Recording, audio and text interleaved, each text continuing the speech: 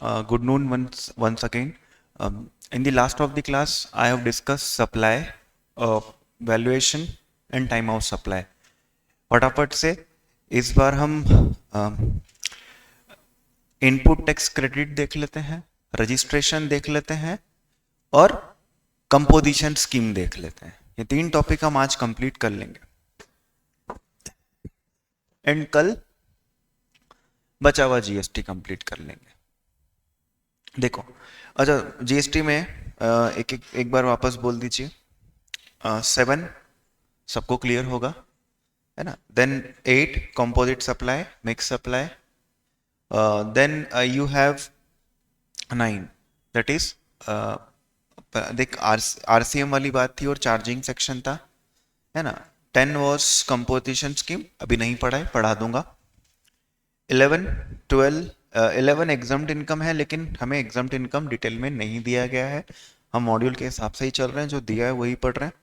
12 time of supply, 13 time of supply के formulas थे. 14 change in rate था and 15 क्या था, वैल्यूएशन था. वैल्यूएशन का हमने लास्ट में डिस्कशन भी किया था और मैंने आपको जो क्वेश्चन पूछने में जो लोग गलती करते हैं वो भी बताया था कि किस तरीके से वो आपके साथ गलत कर रहे हैं. एंड मुझे लगता है कि अभी मेरी रोहित सर से बात हुई थी, मैंने आपको 1-2 दिन पहले कहा भी कि नीवन नाटा सर से भी हम लोग बैठकर बात कर रहे थे. And I was discussing this thing with them also कि ये किया जा रहा है टैक्स के अंदर एग्जीक्यूटिव के साथ. तो I am going to prepare a video, एक सेपरेट वीडियो जो कि आईसीएसआई तक हम पहुंचाने की कोशिश करेंगे कि व्हाट दे आर डूइंग. सी, एक चीज, अगर आप लोगों के पास मॉड्यूल होगा ना आपके आईसीएसआई का, मेरे सामने भी यहाँ पर है मॉड्यूल. मैं आपको एक चीज दिखाना चाहता हूँ. मैंने, ऐसा नहीं है कि मैंने ये चीज आप लोगों से डिस्कस स्टार्टिंग में नहीं की है. देखो, मुझे बार बार इसलिए बोलना पड़ रहा है क्योंकि अभी ये आप लोगों को लग रहा है कि इनकम टैक्स इज डिफिकल्ट, या अ क्वाइट बिट डिफिकल्ट. डिफिकल्ट है क्योंकि क्वेश्चंस भी ऐसे पूछे जा रहे हैं जो कि आपके लेवल पे पूछे जाने नहीं चाहिए. सी, मैं आपको एक चीज दिखाता हूँ जिससे कि आपको समझ में आएगा और जिसको बेस मानकर मैं पढ़ाता था. यहां पर ये लिखा हुआ है module 1, that is paper number 4. What is written over here, see part 2, to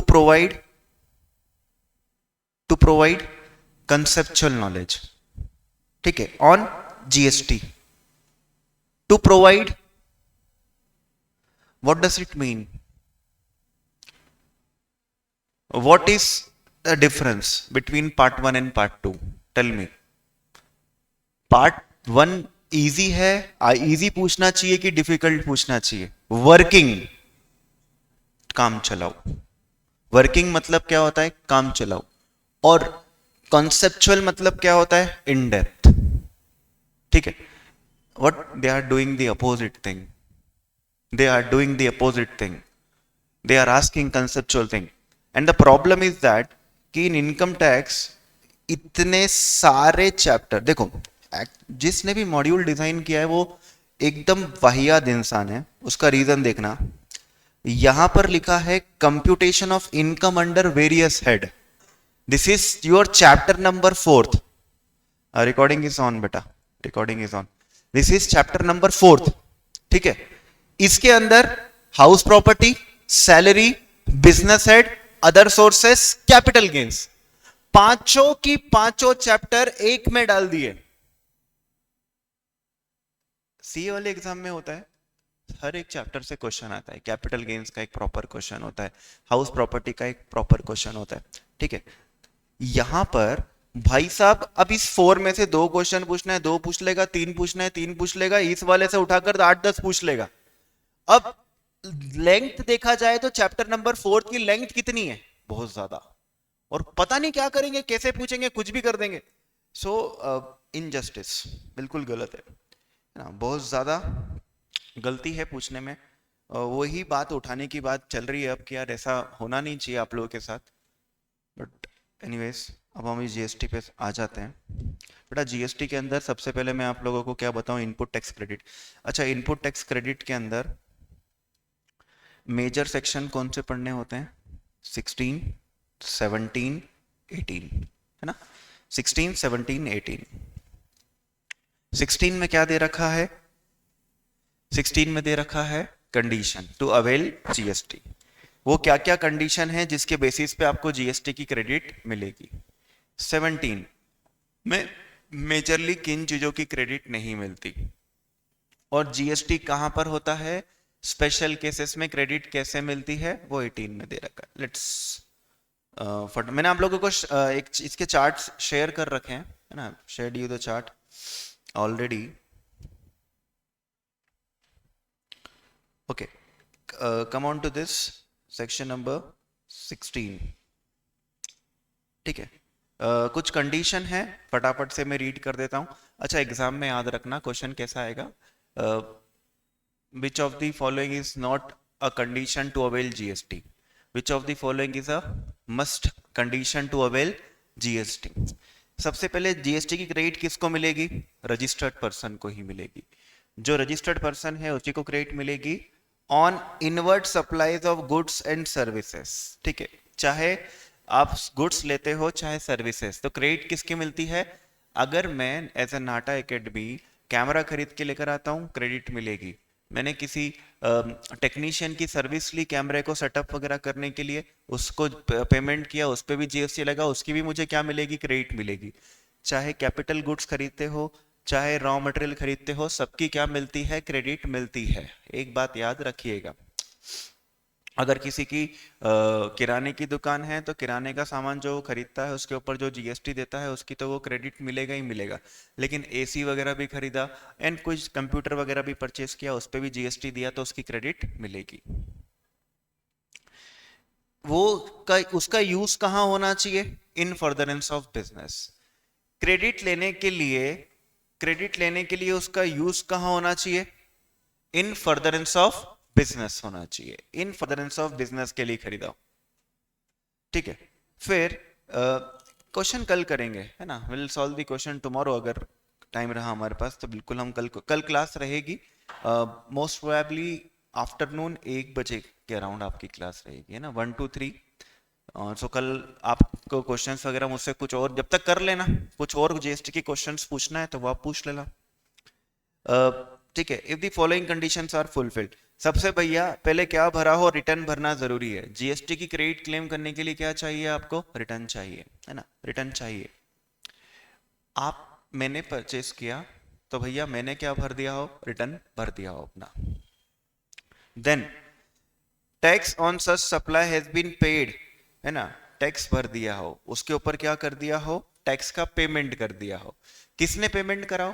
बेटा आप जिसको जीएसटी देकर आओगे ना, उस इंसान ने उस जीएसटी का पेमेंट किसको कर दिया हो? गवर्नमेंट को कर दिया हो। ठीक है, तो उस इंसान ने ऐसा किया हो, भैया पहले मैंने अपना रिटर्न भर दिया, दूसरा मैंने जिसको जीएसटी दिया उसने अपना जीएसटी भर दिया। चाहे वो जीएसटी कैश में भरे गवर्नमेंट के पास, अगर उसके पास क्रेडिट होगी तो वो भी क्रेडिट का यूज करके भरेगा, है ना। तो या तो कैश से भरो चाहे क्रेडिट से भरो, डज नॉट मैटर। आपको इसके ऊपर आपने देखा होगा बहुत बार क्वेश्चन बन रहे हैं, गुड्स और सर्विसेज क्या हो जानी चाहिए? रिसीव हो जानी चाहिए, उसके बाद ही क्रेडिट मिलेगी। अगर इंस्टॉलमेंट में मिलती है तो लास्ट इंस्टॉलमेंट जब मिलेगी तभी आपको क्या मिलने वाली है? क्रेडिट मिलने वाली। प्लस आपके पास टैक्स पेइंग डॉक्यूमेंट होना चाहिए। क्या होना चाहिए? इनवॉइस। देखो क्या क्या, या तो इनवॉइस होना चाहिए या फिर डेबिट नोट होना चाहिए या कोई और डॉक्यूमेंट होना चाहिए। मैंने आपको डेबिट नोट एक्सप्लेन किया था। जैसे मान लो कि मेरे से कम जीएसटी चार्ज किया, तो मैं उधार में माल लेके गया था आपसे, तो आपने बुक्स में एंट्री पास करेगी डेटर टू सेल्स, ठीक है, लेकिन आपने डेटर को कम डेबिट किया, तो हो सकता है कुछ प्रोडक्ट को आप लिखना इनवॉइस में भूल गए हो, तो आप मुझे और क्या करोगे? डेबिट करोगे। तो आप डेबिट करोगे तो और जीएसटी कलेक्ट भी करोगे, क्योंकि वो इनवॉइस, वो सामान भी आएगा और सामान का जीएसटी भी आएगा, मैं उसका जीएसटी दूंगा ही सही। ठीक है, तो उस केस में भी आपको क्या मिलती है? क्रेडिट मिलती है ना। तो इनवॉइस हो चाहे डेबिट नोट हो चाहे कोई और प्रिस्क्राइब डॉक्यूमेंट हो, उसके बेसिस पे यू कैन क्लेम दी। जब इसका क्वेश्चन आएगा ना, which of the following document can be use to avail credit, तो एक इनवॉइस पूछ लेगा, एक डेबिट नोट पूछ लेगा, बोथ ए एंड बी और ए और बी।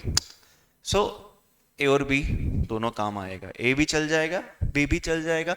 अगर प्रिस्क्राइब डॉक्यूमेंट कोई और होगा तो एनी ऑफ दी अबाव से भी आपका क्या हो जाएगा, काम हो जाएगा। ठीक है, चलो फटाफट से एक बार कंडीशन वापस बोल दो। पहली कंडीशन क्या है? देखो पहले कंडीशन तो रजिस्टर्ड पर्सन होना चाहिए, बिजनेस के लिए होना चाहिए। तीसरा, जिसने खरीदा उसने अपना रिटर्न भर दिया हो। फिर जिसको पेमेंट किया उसने टैक्स का पेमेंट कर दिया हो। आपने गुड सर्विसेज रिसीव कर ली हो। और आपके पास कोई डॉक्यूमेंट होना चाहिए, इनवॉइस, डेबिट नोट या फिर any other prescribe document. Goods received in lot होता है तो आप समझ ही जाओ क्या होगा। देखो इस पे भी क्वेश्चन बना है ना। If depreciation claimed on tax component, ठीक है, ITC not allowed, ITC not allowed, इसका मतलब ये होता है डेप्रिसिएशन किस पे क्लेम करते हो, असेट पे क्लेम करते हो, है ना।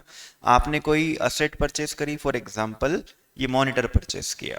ये मॉनिटर जो है 50,000 का पड़ा, प्लस इसके ऊपर 18,000 का क्या लगा, जीएसटी लगा फॉर एग्जाम्पल। अब टोटल में जो मॉनिटर कितने का पड़ा है, 68,000 का पड़ा हुआ है।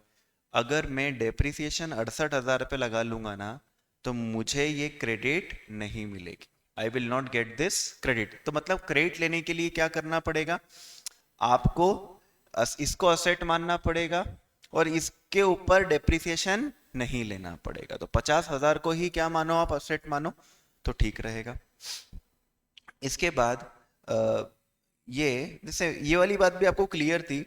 जैसे ए ने ऑर्डर प्लेस किया किस पे, बी पे। ए ने ऑर्डर प्लेस किस पे किया, बी पे, कि भैया माल किसको डिलीवर कर देना भाई। ए ने बी पे ऑर्डर दिया और बोला माल किसको दे देना, सी को। अब बी को तो एक तरीके से गुड्स मिलेंगे नहीं, गुड्स सीधा किसके पास जाएंगे, सी के पास। Still B will be eligible for credit. Example, exam में याद रखना, ए, उन्होंने गलत बोला होगा शायद, वापस बोलते हैं। ए ने बी पे क्या दिया, ऑर्डर दिया। ए ने बी पे ऑर्डर दिया तो होगा क्या, बी भैया माल किसको भेज देना, सी को भेज देना। माल ए को नहीं मिलेगा, माल सीधा किसके पास जाएगा, बी से निकल के सी के पास। क्रेडिट के लिए ए एलिजिबल होगा। ए क्रेडिट के लिए, मैंने कॉपी में आपको लिखवाया था ये चीज। ओके, फिर आप मुझे एक चीज और बता दीजिए, अगर हम किसी इनवॉइस की क्रेडिट लेना भूल जाते हैं तो कब तक क्रेडिट ली जा सकती है। कभी आप किसी, एक इनवॉइस है आपके पास, एक बिल था, उसकी क्रेडिट कब तक ली जा सकती है। देखो ये रहा आपके सामने, अक्टूबर का रिटर्न, सितंबर का रिटर्न फाइल करने तक। तो बेटा सितंबर का रिटर्न कब फाइल करते हैं, अक्टूबर में करते हैं। तो एग्जाम में डेट याद रखना कितना, 20 अक्टूबर। लेकिन एनुअल रिटर्न पहले ही भर दिया है, एनुअल रिटर्न पहले ही भर दिया है, तो फिर विच एवर इज क्या करना पड़ेगा, अर्लियर करना पड़ेगा। मतलब उस साल का एनुअल रिटर्न आप भर चुके हो तो उसके बाद उसमें कोई चेंजेस नहीं किए जा सकते। इसलिए जनरली एनुअल रिटर्न अक्टूबर के बाद ही भरना चाहिए, 20 अक्टूबर के बाद ही भरो, तो पूरी डेट का आप क्या कर सकते हो, यूटिलाइजेशन कर सकते हो। आप 20 सितंबर को ही एनुअल रिटर्न भर के बैठोगे तो फिर दिक्कत हो जाएगी। अच्छा, what is the due date of filing annual return, what is the due date of filing annual return?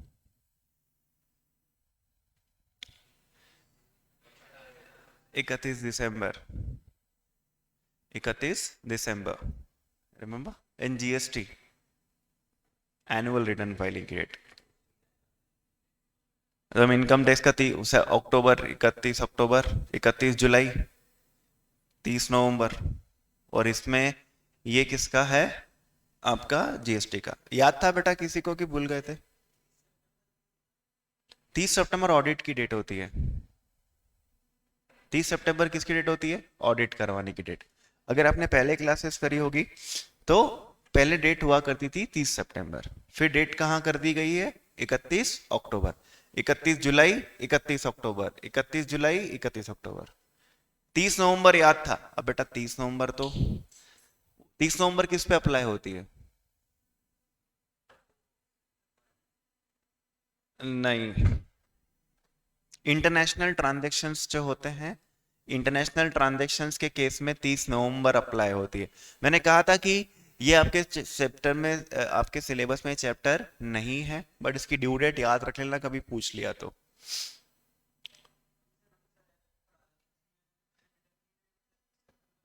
किसने बेटा?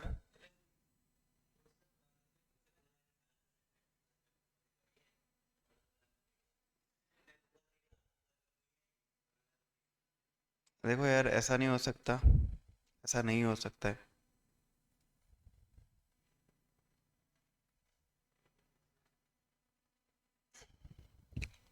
भाई मैंने एक्चुअली मेरा खुद का रिटर्न लेटेस्ट भरा हुआ है अभी।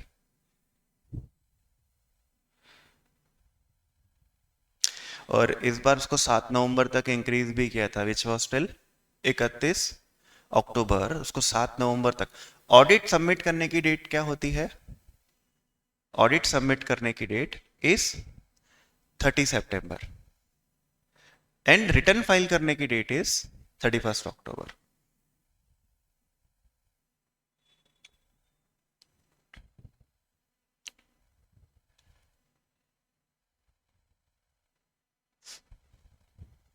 सी, usually the due date of 31st July for individual and non-audit and 31st October for audit assessees. ठीक है, this is the due date. Annual return की डेट बेटा आईटी में नहीं होती, एनुअल रिटर्न नहीं होता आईटी में। आईटी में तो जो होता है वही अपने आप में क्या होता है, एनुअल रिटर्न ही होता है। सो बेटा मैंने आपको कॉपी में भी लिखवा है, इसके ऊपर क्वेश्चन भी आता है। सुन, ये वाला जो चैप्टर है ना,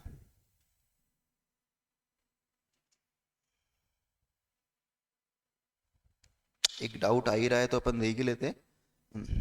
सही, इससे बहुत क्वेश्चन आते हैं। मैंने आपको कहा भी था कि इनकम टैक्स का रिटर्न ऑफ इनकम जरूर पढ़कर जाना।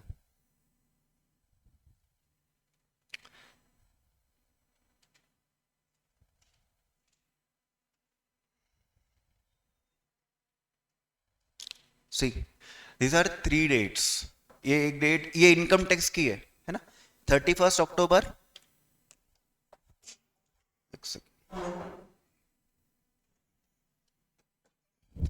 31 अक्टूबर किसके लिए है? Where the assessee is the company, जिनका ऑडिट होता है। ठीक है, और 30 नवंबर और कितनी है 30 जुलाई, ये 3 डेट होती है। एंड ऑडिट रिपोर्ट सबमिट करने की डेट इज 30 सितंबर। तो पहले रिपोर्ट जाती है और फिर रिटर्न जाता है। It's like this.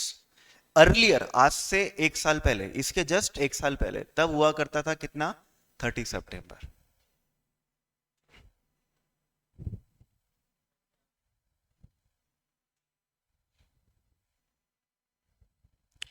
चलो अभी आ जाते हैं हम 30 नवंबर। हाँ वही, जो वो था ना इंटरनेशनल ट्रांजेक्शन ट्रांसफर प्राइसिंग, 30 नवंबर। चलो अब इधर देखो यार, आपके एग्जाम में एक क्वेश्चन आया था। Again it's a serious mistake from the institute, let me just tell you that thing. अब ये क्वेश्चन मैंने आपसे क्लास में भी डिस्कस किया था। देखो क्या लिखा है, मान मेरे अभी अपन ने क्या डिस्कस किया, अगर कोई इनवॉइस आपसे छूट जाता है तो उसकी क्रेडिट कब तक ले सकते हो? जो भी 30 अक्टूबर कब, अगले साल, अगले साल का 30 अक्टूबर, अगले साल का 30 अक्टूबर। ये बात क्लियर है? अब देखो 30 नहीं, 20, हाँ 20 अक्टूबर, 30 नहीं 20। अब इधर देखो क्या लिखा है, purchase invoices beyond what period are not eligible for input tax credit. समझो क्या लिखा है, कब तक आप क्रेडिट नहीं ले, बियॉन्ड व्हाट टाइम। सी, मैं बताता हूं व्हाट टाइम मतलब कैसे। आप है ना, साल है कौन सा, फॉर एग्जांपल अभी अपना करंट ईयर चल रहा है 21-22, ठीक है 21-22। तो 21-22 के लिए, 21-22 के लिए कब तक भर सकते हैं अपन, कब तक क्रेडिट ले सकते हैं, 20 अक्टूबर। तो नेक्स्ट ईयर, तो अब यार 6 मंथ, सब गलत लग रहा है मुझको। 1 ईयर नहीं समझ में आ रहा है, 1 ईयर कैसे, 1 ईयर कैसे?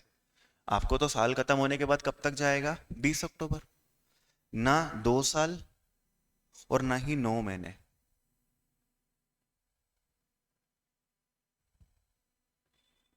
what they are asking now, what they are asking I will tell you, just wait for the section 18। Section 18 का क्या करिए, वेट करिए। इनने ये जो क्वेश्चन पूछा है ना, ये क्वेश्चन 16 का है कि ये क्वेश्चन 18 का है, they have not mention. But हाँ, फिर अब दिमाग लगाकर यहां अपन को दिमाग लगाना पड़ेगा कि शायद इनने ये 18 के रेस्पेक्ट में पूछा है तो उसका आंसर कितना होगा, 1 साल। लेकिन दे शुड बी क्लियर कि for what they are asking, they should be clear. कल से यहां पर as per section 16 input tax credit करके दे दे और तुमको ये ऑप्शन दे दे तो तुम तो गए, तुम तो गए, तुम तो 1 साल भी टिक, फिर याद रहेगा जिसको वो 1 साल ही टिक करके आएगा। वैसे इसके बारे में कंफर्मेशन मैंने ली है कि क्या करना चाहिए, अटेम्प्ट इट। अगर क्वेश्चन रॉन्ग होगा तो you will get the marks, question wrong होगा तो you will get the marks as such. Now they मिल जाएंगे, नहीं करा तो भी देना दे देते हैं और करेंगे तो भी दे देंगे, तो इट्स गुड फॉर यू। दोनों केस में, दोनों सिनेरियो में आपके लिए बेटर चीज है। They should give the marks. ये सारी बातें एक बार मैं पहुंचा दूंगा इंस्टीट्यूट तक फिर एग्जाम से पहले कि भैया थोड़ा ध्यान रखो बच्चों। Okay, now 20th October of the next financial year or whichever is earlier. Okay, now देखो, अगर मैंने गुड्स खरीदा और किसी को पेमेंट करना है तो उधार में गुड्स खरीदा, कहीं पर भी ये नहीं लिखा है कि उधार पे खरीदने पे क्रेडिट नहीं मिलेगी, मिलेगी। उधार पे खरीदने पे भी क्रेडिट मिलेगी, लेकिन सामने वाले का पेमेंट 180 दिन में दे देना। कितने दिन में दे देना? 180 दिन के अंदर, with in 180 days of the issuance of invoice, within 180 days of issuance of invoice। ऐसा नहीं किया तो जो क्रेडिट आपने ली थी वो विद 18% इंटरेस्ट क्या करनी पड़ेगी? रिवर्स। जैसे मैंने क्रेडिट ले ली 50,000 की, अब 180 दिन तक मैंने पेमेंट नहीं किया, तो अब होगा ये कि मुझे वो क्रेडिट 180 दिन के बाद रिवर्स करनी पड़ेगी और 180 दिन का ब्याज लग जाएगा। मतलब मैंने 50,000 की क्रेडिट ऐसे ही ले ली थी, तो कैसे निकालेंगे ब्याज? 50,000 into 18 divide by 100 into 180 divided by 365। 180 दिन का क्या निकाल लेंगे? ब्याज। कैसे निकाला मैंने? देखो, 50,000 की क्रेडिट मैंने ले ली थी, लेकिन सामने वाले को पेमेंट नहीं किया, तो ये क्रेडिट क्या करनी पड़ रही है? रिवर्स करनी पड़ रही। तो रिवर्स कैसे करेंगे? रिवर्स पूरी हो जाएगी लेकिन 18% ब्याज, तो 18% तो बेटा पूरे साल भर का है ना, है ना। और ये 180 दिन बाद हमें क्या करना पड़ रहा है? रिवर्स करना पड़ रहा है।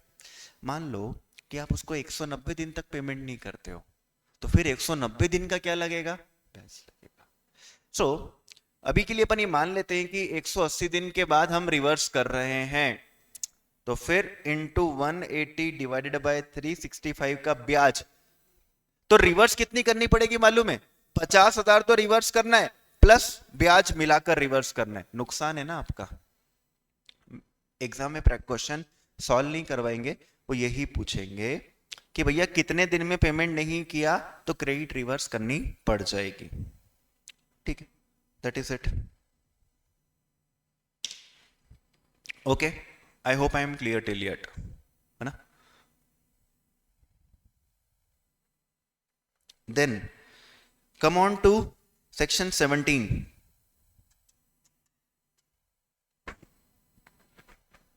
सेक्शन 17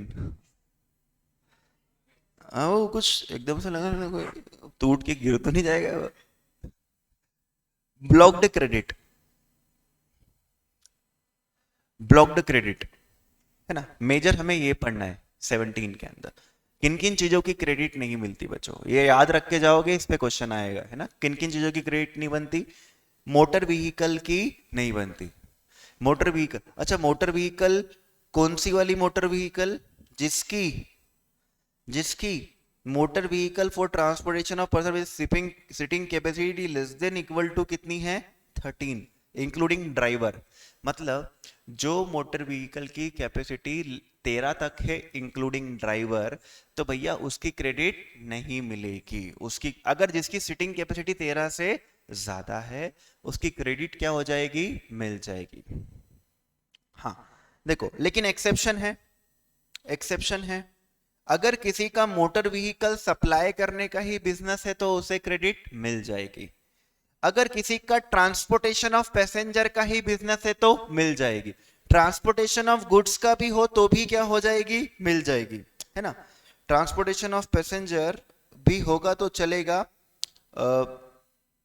है ना। वैसे वैसे तो motor vehicle transportation of passenger imparting training on driving such ineligible motor vehicle, आप उसमें किसी का बिजनेस ही है कि कार चलाना सिखा रहे, तो देखो 4 एक्सेप्शन मेजर याद रखना। अगर किसके लिए है, गुड्स के लिए है, तो क्रेडिट मिलना ही मिलना है। पैसेंजर के गुड्स ट्रांसपोर्ट, पैसेंजर ट्रांसपोर्ट, किसी को उस कार में ट्रेनिंग प्रोवाइड करने का बिजनेस है, या फिर कार ही बेचने का बिजनेस है, तो मिल जाएगी क्रेडिट। जैसे नाटा एकेडमी ने नाटा सर के लिए कार खरीदी, तो ना ही नाटा एकेडमी का पैसेंजर ट्रांसपोर्ट का बिजनेस है, ना ही हमारा गुड्स ट्रांसपोर्टेशन में यूज होने वाला है, ना ही ना ही हम कार बेचने का काम करते हैं, और ना ही हम कोई ट्रेनिंग वगैरह प्रोवाइड कर रहे हैं, तो हमें क्रेडिट नहीं मिलने वाली। लेकिन नाटा सर ने बस खरीदी तो उसकी क्रेडिट मिल जाएगी, क्योंकि उसकी सीटिंग कैपेसिटी 13 से क्या है, ज्यादा है। ट्रक खरीदा, मिल जाएगी, है ना। लोडिंग रिक्शा खरीदा, क्रेडिट मिल जाएगी, क्योंकि वो किसके लिए यूज होगा, ट्रांसपोर्टेशन ऑफ गुड्स के लिए, ठीक है। Then then we have vessels and aircraft. Vessels and aircraft, vessels and aircraft के ऊपर भी क्या हो जाता है, क्रेडिट ब्लॉक कर दी जाती है, ठीक है बेटा। लेकिन सुनो, किसी का वेसल एयरक्राफ्ट सप्लाई करने का ही बिजनेस है, या फिर उस वेसल एयरक्राफ्ट में पैसेंजर ट्रांसपोर्ट कराएंगे, या फिर गुड्स ट्रांसपोर्ट करवाएंगे, या ट्रेनिंग इंपार्ट करवाएंगे, सेम बात। 4, अगर उस जैसे कोई मान लो कि वो लाइक विस्तारा एयरलाइंस है, उनको तो क्रेडिट मिल जाएगी। किसी का स्कूल है ना, एविएशन स्कूल, उनको भी क्या हो जाएगी, क्रेडिट मिल जाएगी। लेकिन रिलायंस अपने डायरेक्टर के लिए हेलीकॉप्टर परचेस करते हैं, तो फिर उनको क्रेडिट नहीं मिलने वाली, ठीक है।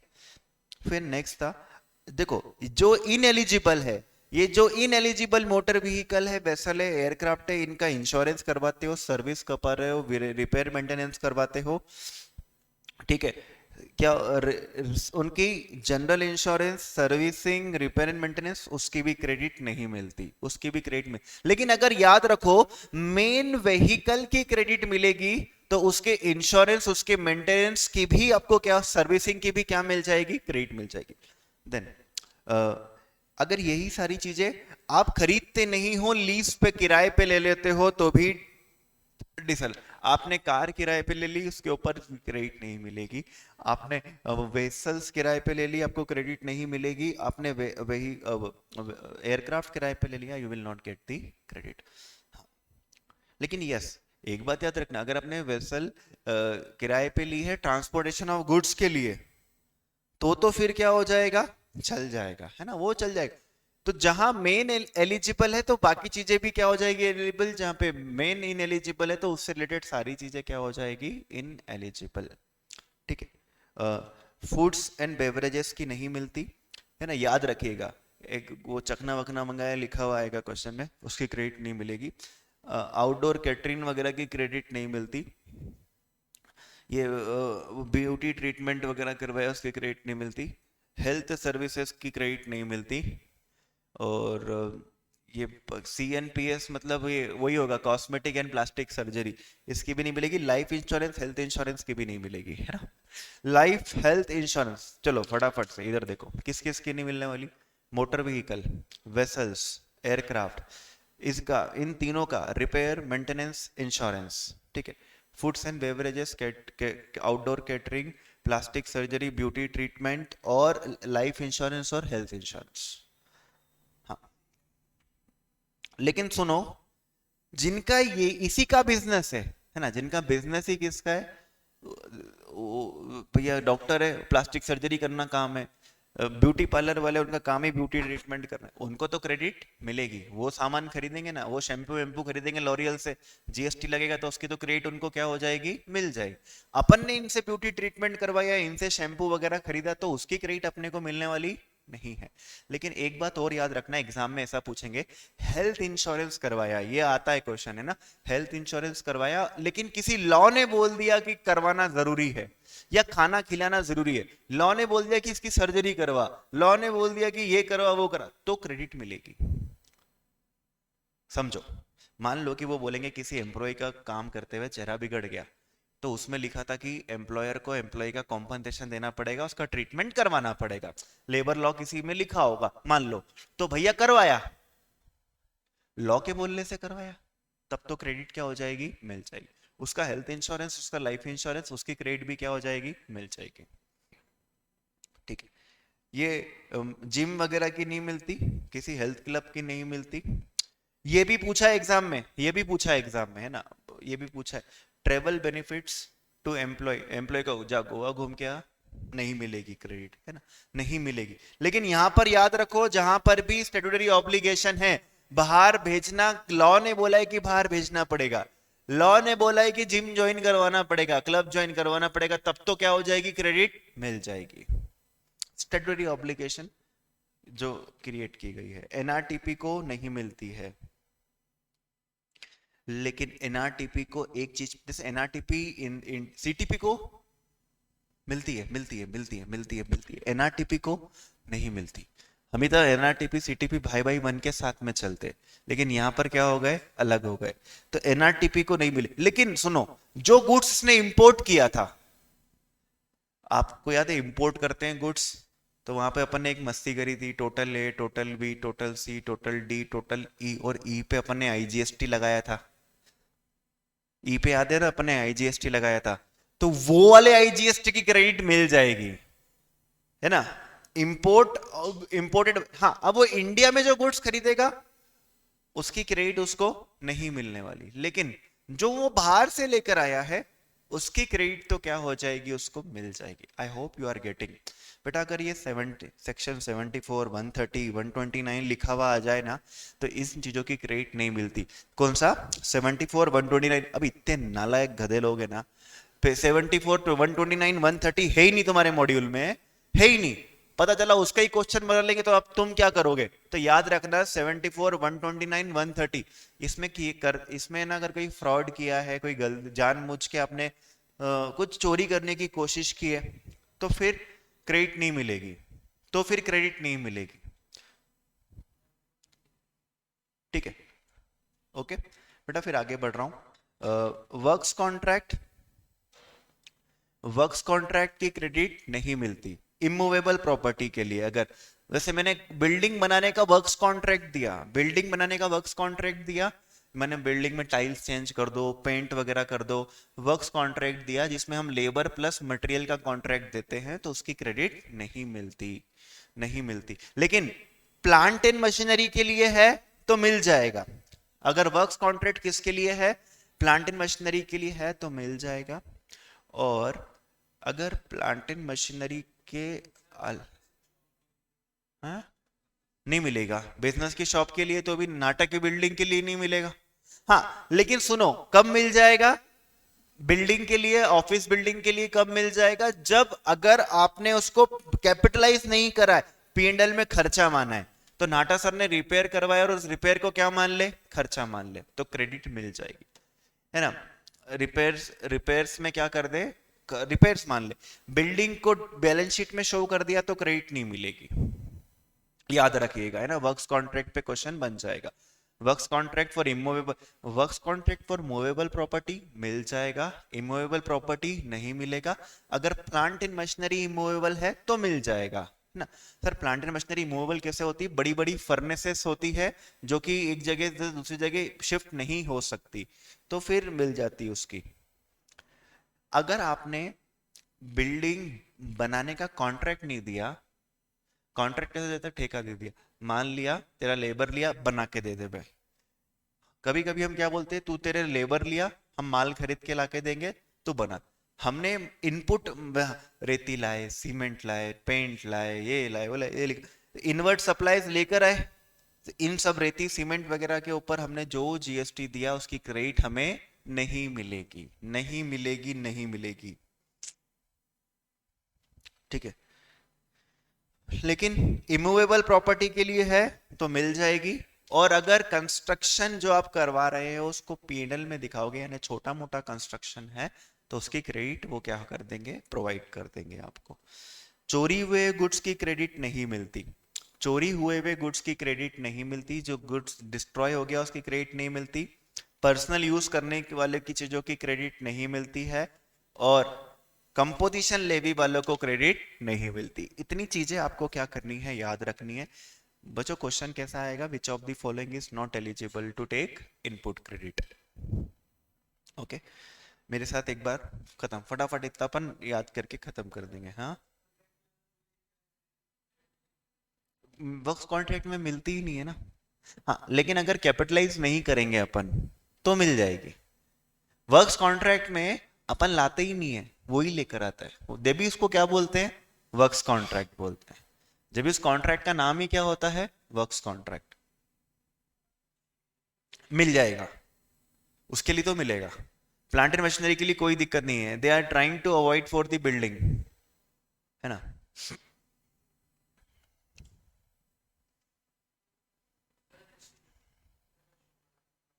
हाँ, ऐसा कुछ भी नहीं है, ब्लॉक कर रखा है, ब्लॉक कर रखा है। हाँ, ऐसा नहीं है।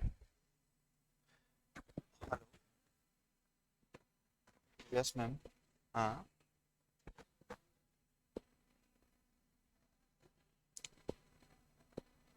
मैम, मैंने कुछ नहीं डिसाइड किया कल का, मुझे आइडिया नहीं है।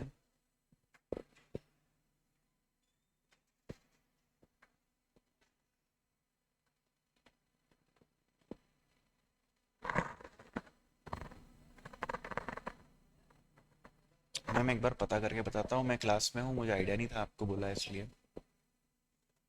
हाँ, ओके। सो ओके, अब एक चीज याद रखना, एक क्वेश्चन और बन जाता है बच्चों।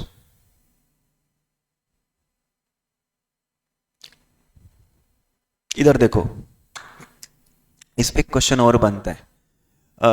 जैसे क्या होता है कि कुछ सर्विसेज, कुछ गुड्स का सप्लाई करना एग्जम्प्ट होता है, जिसके ऊपर क्या नहीं लगता, जीएसटी नहीं लगता। अब मान लो कि मैं ये मोबाइल फोन लेकर आया, इस पे मैंने जीएसटी दिया and I am using it for business. अब मेरे दो बिजनेस है। एक बिजनेस ऐसा है जो कि जिसके ऊपर जीएसटी लगता है, और एक ऐसा है जो कि एग्जम्प्ट है। तो इस मोबाइल की पूरी क्रेडिट नहीं मिलेगी, इस मोबाइल की प्रोपोर्शनेट क्रेडिट मिलेगी। क्या मिलेगी, प्रोपोर्शनेट क्रेडिट। मतलब जितना टैक्सेबल बिजनेस में यूज हो रहा है 60% यहाँ यूज हो रहा है, तो फिर कितनी क्रेडिट मिलेगी, 60% ही मिलेगी। बट अब आपके मॉड्यूल में तो ये चीज नहीं थी डिस्कशन के लिए, डिटेल में कुछ नहीं दिया था, तो हमने नहीं देखा, दैट्स इट, है ना। हम लोगों ने एक बार और समझा दो बेटा, अगर अगर जैसे एक रॉ मटेरियल लाया, रॉ मटेरियल ए लाया। अब ए, रुको मैं बताता हूँ, ऐसे समझ लो। आप रॉ मटेरियल ए लेकर आए और ए रॉ मटेरियल पे 1 लाख का जीएसटी दिया, तो आप कितने की क्रेडिट मांगोगे, 1 लाख की क्रेडिट मांगो। अब इस रॉ मटेरियल से आपने दो फिनिश गुड्स बना दिए, एक बना दिया finish goods X, finish goods Y. Now finish goods Y के ऊपर जीएसटी नहीं लगता, लेकिन फिनिश गुड्स एक्स पे लगता है। तो जो ये ए है, 60% एक्स में यूज होता है और 40% वाई में यूज होता है। तो जो भी क्रेडिट है ना, उसकी 60% ही आप एलिजिबल हो गए। समझ रहे। हाँ बस वही। अब है ना, ये चीज निकालने के फॉर्मूलेज होते हैं, but that formulas are not been discussed at this level. जितनी ने बेफालतू की चीजें डिस्कस करी, वो सब हटाकर ये चीजें डिस्कस कर लेते तो बहुत अच्छी बात होती। गुड्स एंड सर्विसेज, देखो, use partly for business and partly for non business purpose. देखो ये मतलब क्या हुआ, इस मोबाइल का मैं पर्सनल यूज भी कर रहा हूं और नाटा पे यूज भी कर रहा हूं। तो जो जितना नाटा पे यूज कर रहा हूं उतने ही क्या मिलेगी, क्रेडिट मिलेगी। ठीक है, बिजनेस पर्पस से रिलेटेड है, वही क्रेडिट मिलेगी। Used partly for making taxable supplies including zero. कोई कल को आज शायद वो आए ही नहीं, हर्ष नहीं है शायद, वो पूछ रहा था ना कि सर ये जीरो रेटेड कहाँ बोला था आपने। So maybe will be watching the recorded lecture. तो ये रहा जीरो रेटेड सप्लाई। तो क्या लिखा है, एग्जम्प्ट सप्लाईज है और जीरो रेटेड सप्लाई भी है। तो सिर्फ एक taxable supplies including zero rated supply, मतलब जीरो रेट को भी क्या मानना है, टैक्सेबल मानना है। ठीक है, तो अब ऐसा मैं एक रॉ मटेरियल ए लाया, इससे इससे मैंने 3 रॉ मटेरियल बनाए, सॉरी 3 फिनिश गुड्स बनाए, एक्स बनाया, वाई बनाया, जेड बनाया। सुनो, एक्स टैक्सेबल है, वाई क्या है, एग्जम्प्ट है, और जेड जो है वो जीरो रेट है। जीरो रेट का मतलब ही टैक्सेबल होता है। क्या होता है, टैक्सेबल होता है। तो इसके रेस्पेक्ट में क्या मिल जाएगी, क्रेडिट मिल जाएगी। बस y के रेस्पेक्ट में नहीं मिलेगी, तो 1/3 क्रेडिट नहीं मिलेगी और 2/3 क्रेडिट क्या हो जाएगी, मिल जाएगी। कंसेप्चुअल, थ्योरेटिकली याद रखिए इसको, थ्योरेटिकली याद रखने की कोशिश कीजिए। फिर बेटा मैंने आपको ये लिखवाया था, शायद आपको याद होगा या नहीं होगा, यू मे रिमेम्बर और नॉट। मैंने आपको बोला था कि बैंक वाले की कुछ सर्विसेज एग्जम्प्ट होती है और कुछ क्या होती है, टैक्सेबल होती है। तो बैंक वालों के पास ऑप्शन होता है कि वो अपनी पास जितनी भी क्रेडिट एलिजिबल है उसकी 50% क्रेडिट ले ले। कितनी क्रेडिट ले ले, इस पे ऑब्जेक्टिव बनता है। एक तो उनके पास ऑप्शन है प्रोपोर्शनेट कैलकुलेट करे कि इतना एग्जाम के लिए, इतना टैक्सेबल के लिए, इतना एग्जाम के लिए, इतना टैक्सेबल के लिए, option number 1। But what they can do, वो क्या कर सकते हैं, 50% आईटीसी दे सकते हैं। कितनी, 50%, 50%, 50%।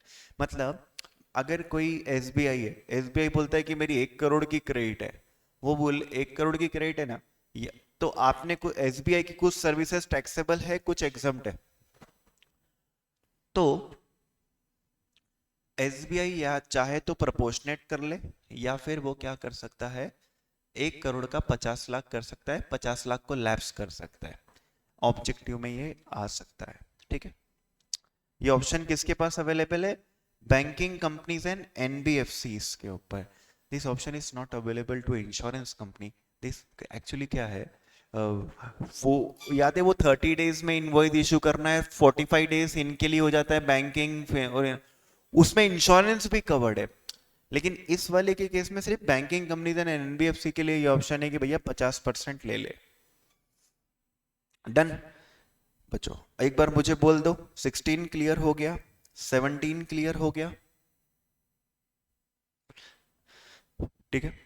16 is clear, 17 is clear.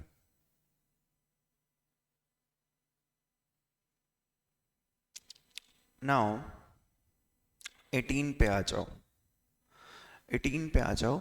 ITC in special cases, ITC in special cases. देखो, अगर किसी बच्चे को ये टॉपिक डिफिकल्ट लग रहा है, अगर किसी बच्चे को ये टॉपिक डिफिकल्ट लग रहा है, तो एक बात याद रख के जाओ, एक बात, कितने साल पुरानी क्रेडिट नहीं ली जा पाएगी। तो एक, किसी को पढ़ना है पढ़ो, नहीं पढ़ना है मत पढ़ो, बस ये याद रख लो, 1 साल से ज्यादा पुराने इनवॉइसेस की क्रेडिट स्पेशल केसेस में नहीं ले सकते, स्पेशल केसेस में नहीं ले सकते। और दूसरा क्वेश्चन ये है कि यहां पर असेट की क्रेडिट मिलती है, लेकिन 5% पर क्वार्टर माइनस करने के बाद, 5% पर क्वार्टर माइनस करने के बाद मिलती है। ये दो याद रख लो ऑब्जेक्टिव के पर्पस से, काम हो जाएगा। गोली वो है क्या, चार्जर नहीं लाया, एक सेकेंड। ना वो नीचे यार मंगाना पड़ेगा।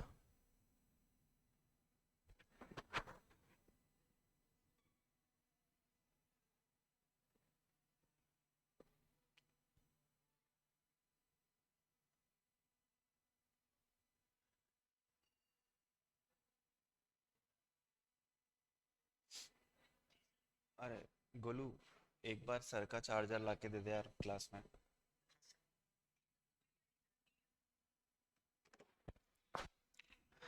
ठीक है, अब देखो ये रहा, ये वाला क्वेश्चन की ये लिखा हुआ है ना, ITC in all cases is to be availed within 1 year from the date of issue by supply. अब देखो, ये बात यहां लिखी हुई है ना, और यही बात यहां लिखी हुई है।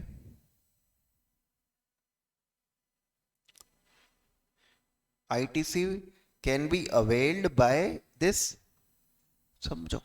तो डोंट यू थिंक कि when institute is asking they should ask properly कि for what section they are asking, they are asking for section 16 which is normal, या फिर they are asking for section 18 which is special.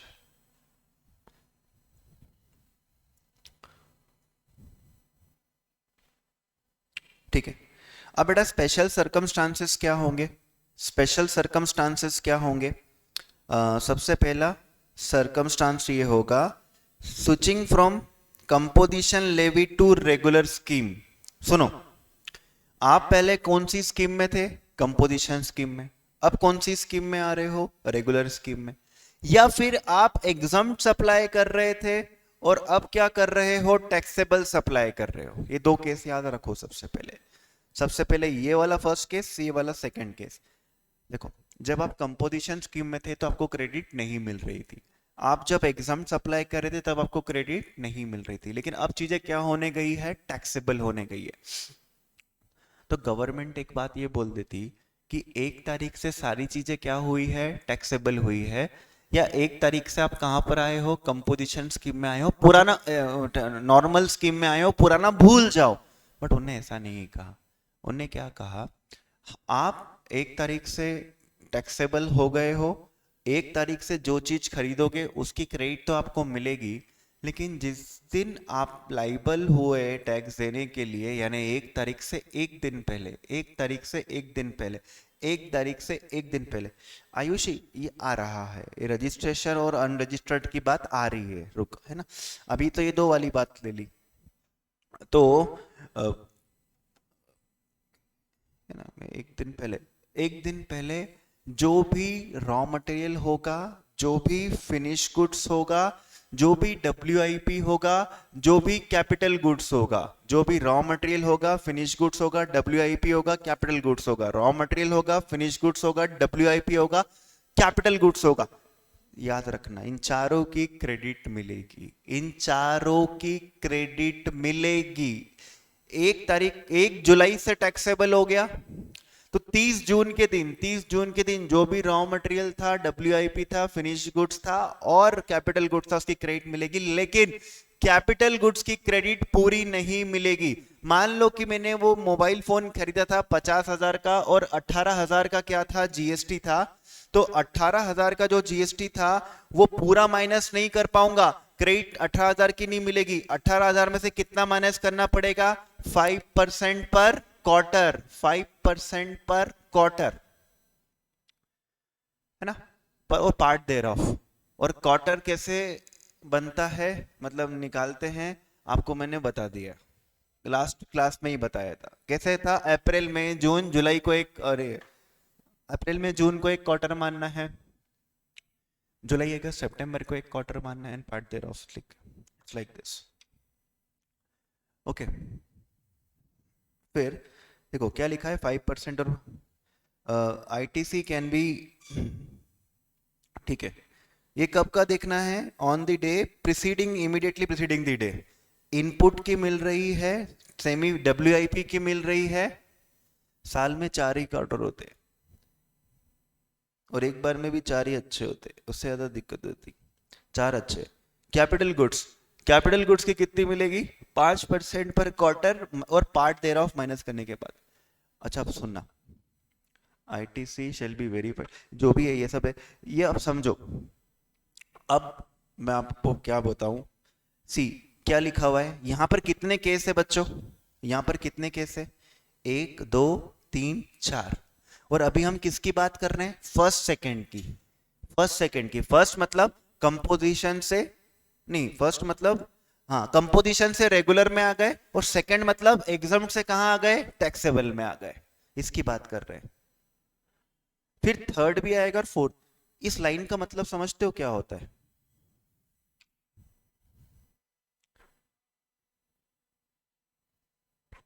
सोचो, मिल जाएगी। अच्छा, in all the above cases with in 1 year, मतलब चाहे 1 हो, चाहे 2 हो, चाहे 3 हो, चाहे 4 हो, अगर एक साल से पुराना इसका मतलब क्या हुआ बेटा? जैसे मान लो 1 जुलाई से मैं टैक्सेबल हो गया, एग्जाम था, अब क्या हो गया? टैक्सेबल। तो कहाँ देखूंगा? 30 जून। 30, ये 1 जुलाई 2022 है, तो 30 जून 2022 देखूंगा। इससे एक साल पुराना इनवॉइस क्या होगा? एक साल पुराना इनवॉइस लाइक मान लो कि अगर कोई इनवॉइस 1 जनवरी 21 का है ना, 1 जनवरी क्या है? 21 का, तो हमें तो नहीं मिलेगी ना, नहीं मिलेगी 100%। 100%। See the blunder now. ये है आपका मॉड्यूल, और यही क्वेश्चन देखना नालायकों पूछेंगे, और फिर उसका आंसर भी क्या निकाल के देंगे? गलत निकाल के देंगे। अब ये एक तो पेजेस भी, और मतलब इतने सब, मतलब क्या, जैसे ना अब मान लो यहां पर ये पेज है, ये पेज आपके सामने खुल गया, ये पेज, तो अब वो क्या करेंगे? इस पेज में से कोई सा भी पॉइंट उठाकर क्वेश्चन बना देंगे। ऐसे 800 पेज, अब उनके सामने ये पेज खुल गया, अब भैया ये पेज खुल गया, उठाकर पता चला इसी पॉइंट पर क्या बना दिया? क्वेश्चन बना दिया। आई डोंट सी कि तुमको जरूरी है कि नहीं है। अभी तो चलो मेरे को जो जरूरी वो बताता हूँ।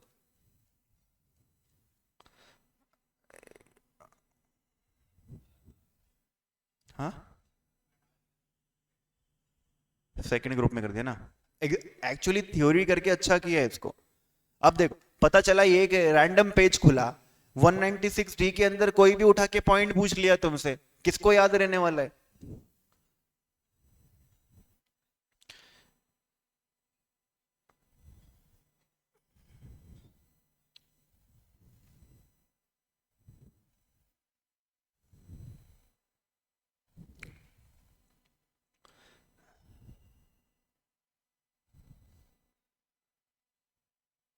ये आईटीसी की बात है ना, ये रहा।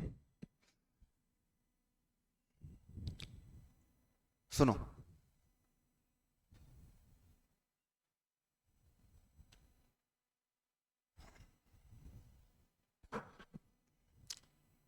पहली पहली गलती, पहली गलती क्या?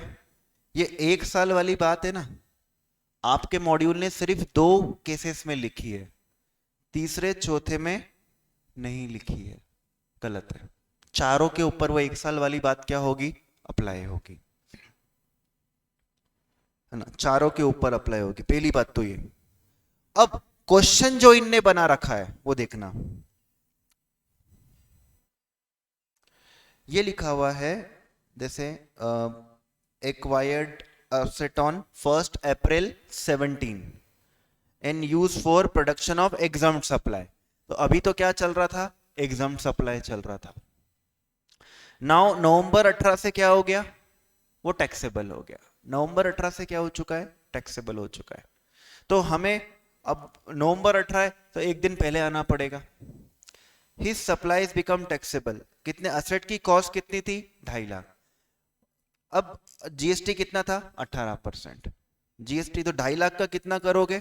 18%। तो आपको पूरे जीएसटी की क्रेडिट नहीं मिलेगी। 2.5 लाख का 18% करो, कितना होता है?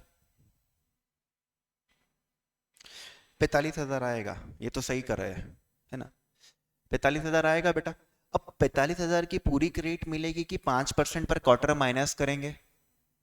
सोच के बोलो। 45,000 की पूरी मिलेगी कि 5% पर क्वार्टर माइनस करेंगे? करेंगे ना। लेकिन सुनो, एक साल से पुराने इनवॉइसेस का मतलब नहीं है। तो क्या कभी भी टेक्निकली 4 क्वार्टर से ज्यादा हो सकते हैं क्या? सोच के देखो। जब एक साल से पुराने इनवॉइसेस की क्रेडिट मिलती ही नहीं है, मिलती ही नहीं है, क्योंकि लॉ मेकर्स ने कहीं पर भी ये नहीं लिखा है कि ये पॉइंट कैपिटल गुड्स पे अप्लाई मत करना, एक साल वाला कहीं पर भी नहीं लिखा है लॉ मेकर्स ने। तो हाँ, ठीक है, थोड़ा रुक जा, मैं बात करता हूं। तो अब सुनना, एक साल से पुरानी न्यूज की तो क्रेडिट मिलनी ही नहीं थी, मिलनी ही नहीं थी। भैया 7 क्वार्टर कहां से आ गए? कहां से आ गए 7 क्वार्टर? 35% कहां से आया? पॉसिबल ही नहीं है।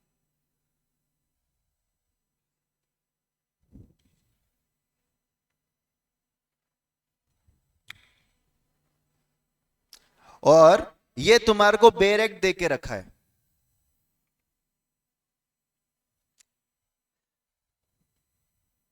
Maximum time limit for availing ITC is 1 year। Invoices more than 1 year are not eligible for taking credit. लिखा है ना खुद ने भी, but why they are doing I don't know. अब यही क्वेश्चन तुम्हारे एग्जाम में आएगा, तुम करके आओगे और फिर गलत करोगे तो भी पता नहीं वो तुमको मार्क्स देंगे नहीं देंगे। उनको भी ये पता है कि नहीं पता है कि हम सही है या नहीं, इवन नो नो ये चीज। अपन मैं आपको सही बता सकता हूँ, उसके ज्यादा अपन नहीं देख पाएंगे कुछ। अच्छा एक बात और, ये पॉइंट भी याद करके जाओ। 100% आने की संभावना है। अगर 2 लाख से ज्यादा की क्रेडिट है, किससे ज्यादा की क्रेडिट है, more than 2 lakh, more than 2 lakh, तो किसका सर्टिफिकेट चाहिए रहेगा, चार्टेड अकाउंटेंट या कॉस्ट अकाउंटेंट का सर्टिफिकेट चाहिए रहेगा, है ना। तो सर जो अपने पे पहला इसके पहले क्वेश्चन बनाया उसका क्या होगा, मेरे हिसाब से वो सॉल्व नहीं होना चाहिए, उसका क्रेडिट नहीं मिलेगा, 1 रुपए का भी नहीं मिलेगा। ठीक है, डन बच्चों।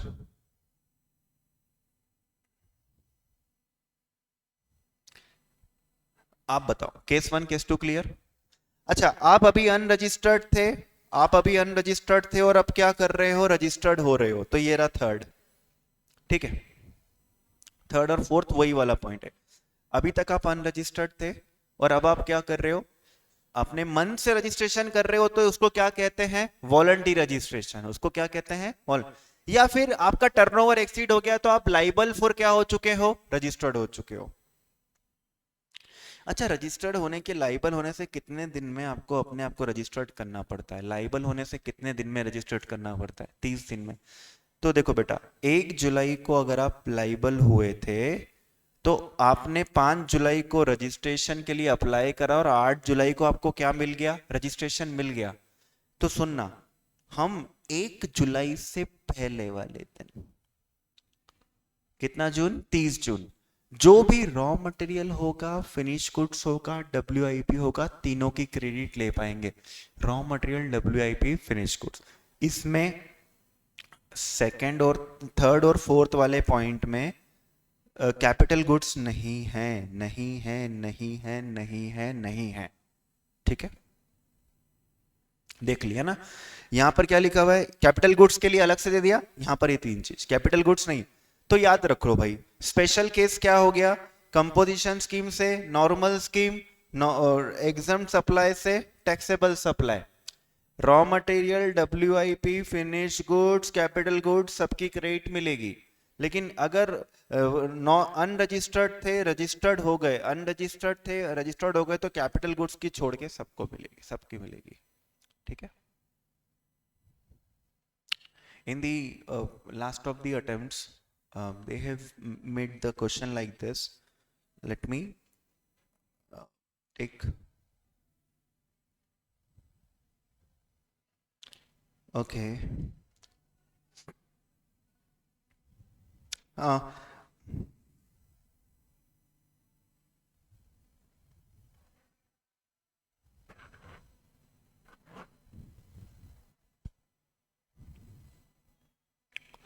okay, कहाँ चला गया वो क्वेश्चन, है क्या,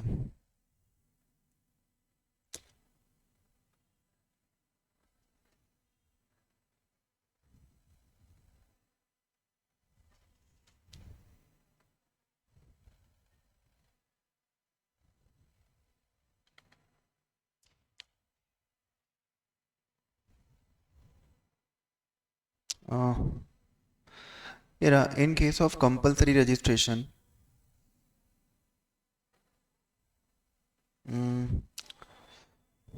हम्म, ये भी ये नहीं है, it's compulsory registration is section 24।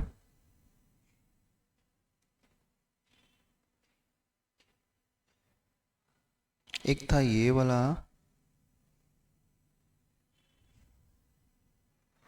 देखो एक तो ये पूछा था, एक तो ये पूछा था ये तो सबको पता ही है। देन एक ये पूछा था, शक्ति limited purchase an aircraft for the purpose of transportation of goods manufactured by it. इसमें क्रेडिट मिलेगी नहीं मिलेगी?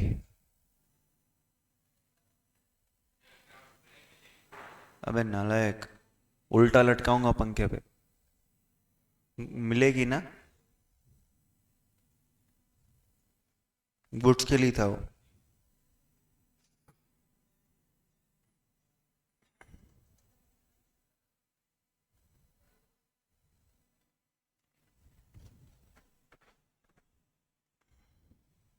अच्छा ये मुझे पढ़ के बताओ, देखो ये पढ़ के बताओ। इन case of compulsory registration CGST, input tax credit can be availed. Input tax credit मिलेगी कि नहीं मिलेगी? Stocks held on the day immediately preceding the date from which becomes liable to pay tax, ठीक है? 30 days stock held on the day immediately preceding the grant of registration। Registration देखो, मैं अपने example में 1 जुलाई को आप लाइबल हुए थे, 5 को अप्लाई किया था और 8 को मिला था, तो रजिस्ट्रेशन से एक दिन पहले देखना है, रजिस्ट्रेशन से एक दिन पहले देखना है कि लाइबल से एक दिन पहले देखना है? लाइबल से। अगर वॉलंटरी रजिस्ट्रेशन होगा ना, वॉलंटरी रजिस्ट्रेशन, तो रजिस्ट्रेशन से एक दिन पहले देखना है। वॉलंटरी रजिस्ट्रेशन होगा तो रजिस्ट्रेशन से एक दिन पहले देखना है। इसका आंसर ये रहेगा, ठीक है? Stock held on the day immediately before the date of application, application नहीं, एप्लीकेशन नहीं, जिस दिन लाइबल हुए थे। अच्छा ये 30 डेज वाली बात है ना, 30 डेज वाली बात, it is given to you, मैंने आपको पढ़ाया भी था। आईटीसी लेने के लिए आपको 30 डेज में इन्फॉर्म भी तो करना पड़ेगा उसको, है ना? With in 30 days.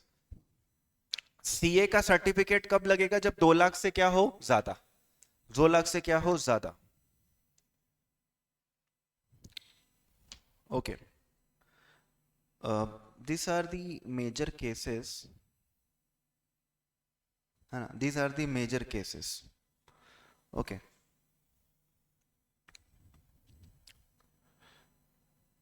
अब एक चीज अगर किसी को याद हो तो, वैसे तो मुझे नहीं लगता क्लास में आपको याद होगा, कैपिटल गुड्स जब सप्लाई करते हैं, कैपिटल गुड्स जब सप्लाई करते हैं तो उसके ऊपर कितना जीएसटी पे करना पड़ता है? Anyone in the class remember? इसके ऊपर पिछले अटेम्प्ट में एक क्वेश्चन भी आया था। देखो बेटा, मैं मोबाइल सप्लाई करूंगा, मेरे मोबाइल सप्लाई करने का बिजनेस है। अगर मैं मोबाइल सप्लाई करूंगा तो मुझे किस वैल्यू पे जीएसटी देना पड़ेगा? That is transaction value, transaction value, है ना? लेकिन मान लो मेरा मोबाइल सप्लाई करने का बिजनेस है और मैं अपने दुकान में रखा हुआ एसी सप्लाई कर रहा हूं, तो वो क्या होता है? Supply of capital goods. तो सप्लाई ऑफ कैपिटल गुड्स पे जीएसटी कैसा देना पड़ता है ना? जीएसटी की लाइबिलिटी कितनी आती है? देखो लाइबिलिटी, अगर किसी को नहीं पता, याद नहीं आ रहा तो लिख के रख लो, liability of GST on capital goods, liability of GST on capital goods कैसे निकालते हैं? टैक्स ऑन ट्रांजैक्शन वैल्यू, जैसा आप पढ़ते हो वैसा ही करना है ना? 15 में हम जैसा पढ़ते हैं वैसे ही करना है। और टैक्स ऑन ट्रांजैक्शन वैल्यू, और जो भी क्रेडिट थी -5% ऑफ 5% पर क्वार्टर,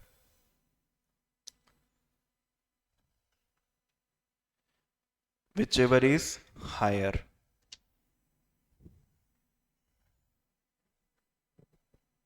लिखा हुआ है कॉपी में,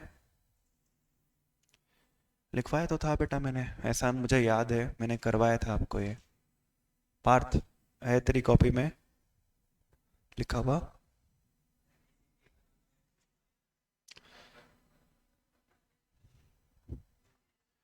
हाँ लिखवाया था ना, यही वाली बात थी बेटा। सो एग्जाम में क्या करेंगे, वो बोलेंगे कैपिटल गुड्स बेचा तो 5 लाख में दिया और टैक्स रेट कितना है 12% है, तो 5 लाख का कितना कर देना 12%। लेकिन ये खरीदा था 20 लाख में, इसके ऊपर फिर जी देखो, एक क्वेश्चन मैं आपको बता देता हूं, देखो इधर ध्यान से देख लो। 5 लाख में बेच दिया अभी कैपिटल गुड्स, तो 5 लाख का 18% कर दो, अगर रेट 18% है तो, या तो ये लेकिन ये गुड्स खरीदा था 12 लाख का और तब जीएसटी था 18%, तो 12 लाख का 18% करना, 12 लाख का 18% करना, 12 लाख का 18% करना, वो आ जाएगा जीएसटी की क्रेडिट जो आपने ली होगी, उस क्रेडिट में से 5% पर क्वार्टर माइनस कर देना, उस क्रेडिट में से 5% पर क्वार्टर माइनस कर देना। जो हायर फिगर आएगा वो कंसिडर करना, जो हायर फिगर आएगा वो कंसिडर कर, वैल्यू पे नहीं, आईटीसी पे। आपने 12 लाख का खरीदा होगा ना, अभी तो सस्ता बिका होगा, अभी तो कितने भी बिका 5 लाख पे, तो वो अभी ट्रांजेक्शन वैल्यू है। लेकिन जब खरीदा था तब 12 लाख का था, तो 12 लाख का कितना करेंगे 18%। अगर रेट 18% है तो वो जीएसटी की क्रेडिट आ जाएगी, उसमें से कितना माइनस कर देंगे 5% पर quarter. I hope I am clear. अब एक बात और जो कि इंपॉर्टेंट है, अगर आप याद रख पाओ तो, यहां पर इस वाले पॉइंट में, इस वाले पॉइंट में 1 साल वाली लिमिट अप्लाई नहीं होती, इस पॉइंट में 1 साल वाली लिमिट अप्लाई। तो जो क्वेश्चन आपके मॉड्यूल ने सॉल्व करके दिया है वो इस पॉइंट के लिए क्या बन जाएगा, सही बन जाएगा, क्योंकि वहां पर क्रेडिट के लिए 1 साल नहीं होता, लेकिन वहां तो वो क्वेश्चन ही कुछ और पूछ रहा है, ऊपर एग्जाम थे नीचे टैक्सेबल ऐसे करके पूछ रहा है। सो यहां 1 साल की लिमिट नहीं है बेटा, बस कर दो 5% पर क्वार्टर माइनस कर दो। ओके, अगर आप इतना भी कर लोगे ना 18 में, मेरे हिसाब से काफी है। एक तो वो 1 साल वाली बात, दूसरा कि इमीडिएटली प्रीसीडिंग कौन से डे की क्रेडिट मिलती है, पहले दो केस में कैपिटल गुड्स की भी मिलती है, एंड थर्ड वाले एंड फोर्थ वाले केस में, थर्ड वाले एंड फोर्थ वाले केस में एक दिन पहले की मिलती है, जिस दिन लाइबल हुए थे उससे पहले। लेकिन वॉलंटरी रजिस्ट्रेशन करवाते हो, वॉलंटरी रजिस्ट्रेशन कराते हो सर्टिफिकेट मिलने से एक दिन पहले, है ना, वो मिल जाती, कैपिटल गुड्स की नहीं मिलती। ठीक है, 2 लाख वाली बात भी याद रखना कि 2 लाख से ज्यादा का क्लेम करना चाहते हो तो कॉस्ट अकाउंटेंट या चार्टर्ड अकाउंटेंट का सर्टिफिकेट एंड क्रेडिट लेने के लिए 30 दिन के अंदर अंदर क्या करना पड़ेगा, अप्लाई करना पड़ेगा। इट्स लाइक दिस, खत्म। दिस वाज योर आईटीसी बेटा। एक क्वेश्चन में, सर कैपिटल गुड्स में क्रेडिट पूरी रिवर्स, हाँ यार वो रिवर्स करने का भी छोड़ना Christina, I don't think you उतना नीड होगा। उल्टा हो जाता तो क्या होता बच्चों, उल्टा हो जाता तो, जैसे यही क्वेश्चन पूछ रही है ना, टैक्सेबल से एग्जम्प्ट में आ गए तो फिर सारी क्रेडिट रिवर्स करनी पड़ जाएगी, सारी क्रेडिट क्या करनी पड़ जाएगी, रिवर्स। लेकिन कैपिटल गुड्स की जब मिलती पूरी नहीं थी तो रिवर्स भी पूरी नहीं करनी पड़ेगी, तो कैसे करना पड़ेगा, उसकी लाइफ निकालनी पड़ेगी, यूजफुल लाइफ 60 मंथ अज्यूम करना, यूजफुल लाइफ कितनी अज्यूम करना 60 मंथ, और फिर जितने महीने उसकी लाइफ बची है उसको छोड़ के पूरी की रिवर्स कर देना। उसका फॉर्मूला लिखवाया था क्रिस्टीना, है ना, मत जाओ इतना डीप, अभी तक तो आया नहीं है क्वेश्चन, तो बनाएंगे भी नहीं। आई थिंक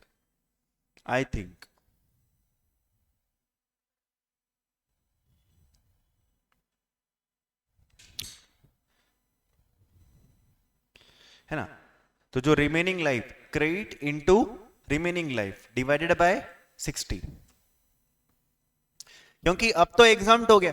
देखो अभी तक तो टैक्सेबल था, तो टैक्सेबल तक तो रिवर्स करने की जरूरत ही नहीं थी। मान लो 60 महीने में से 48 महीने वो क्या था, टैक्सेबल टाइम पीरियड में था, तो कोई दिक्कत नहीं।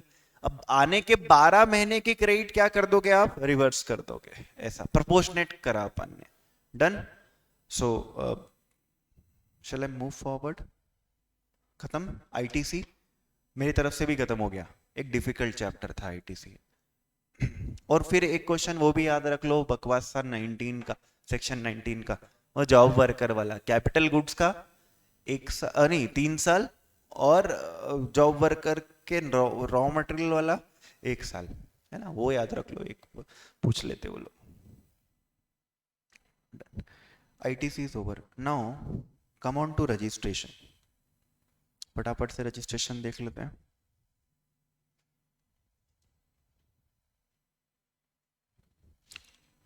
बेटा रजिस्ट्रेशन के सेक्शंस कौन कौन से हैं? रजिस्ट्रेशन के 21 नहीं नहीं नहीं नहीं 22, 23, 24, 25, 26, 27, 28, 29, 30, बेटा ये है ना, ये है 24 अपन ने 24, 49 बचा हुआ है, वो अपना क्या नाम है, क्रिस्टीना ने पूछा है ना शायद, लाइबिलिटी कैसे पेमेंट करना होता है।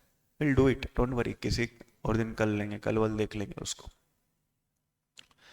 है ना, देख लेंगे, है ना, सेट ऑफ के वो सीक्वेंस। वैसे किसी को सेक्शन 49 का सीक्वेंस याद है क्या? किसी को सेक्शन 49 का सीक्वेंस याद है क्या? IGST का IGST से ही होगा, फिर बचा हुआ होगा तो CGST और SGST से कर लो, फिर CGST का CGST से होगा, बचेगा तो IGST से, और है ना, और पहले IGST की क्रेडिट पूरी खत्म करनी पड़ेगी, तभी तभी हो सकता है।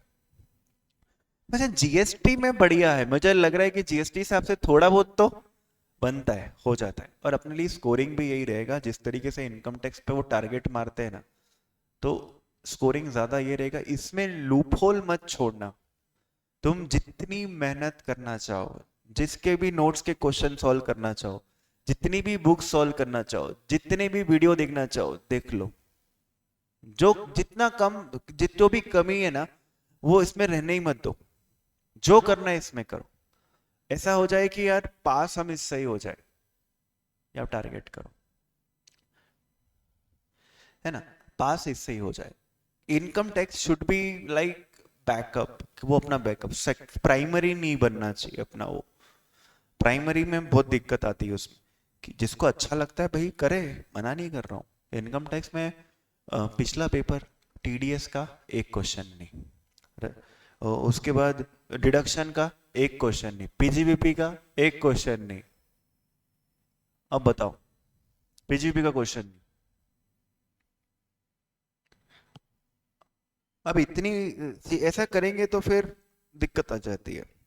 बेटा रजिस्ट्रेशन में 24 में किन किन को कंपलसरी रजिस्ट्रेशन करवाना है, किन किन को कंपलसरी रजिस्ट्रेशन करवाना है? इंटर स्टेट सप्लायर, इसको करवाना पड़ेगा, इंटर है ना, इंट्रा नहीं इंटर स्टेट सप्लायर, ठीक है। CTP NRTP को करवाना पड़ेगा, जिसके ऊपर RCM लगेगा उसको भी करवाना पड़ेगा। अच्छा, इंटरस्टेट सप्लायर के केस में कुछ एक्सेप्शन है क्या बच्चों?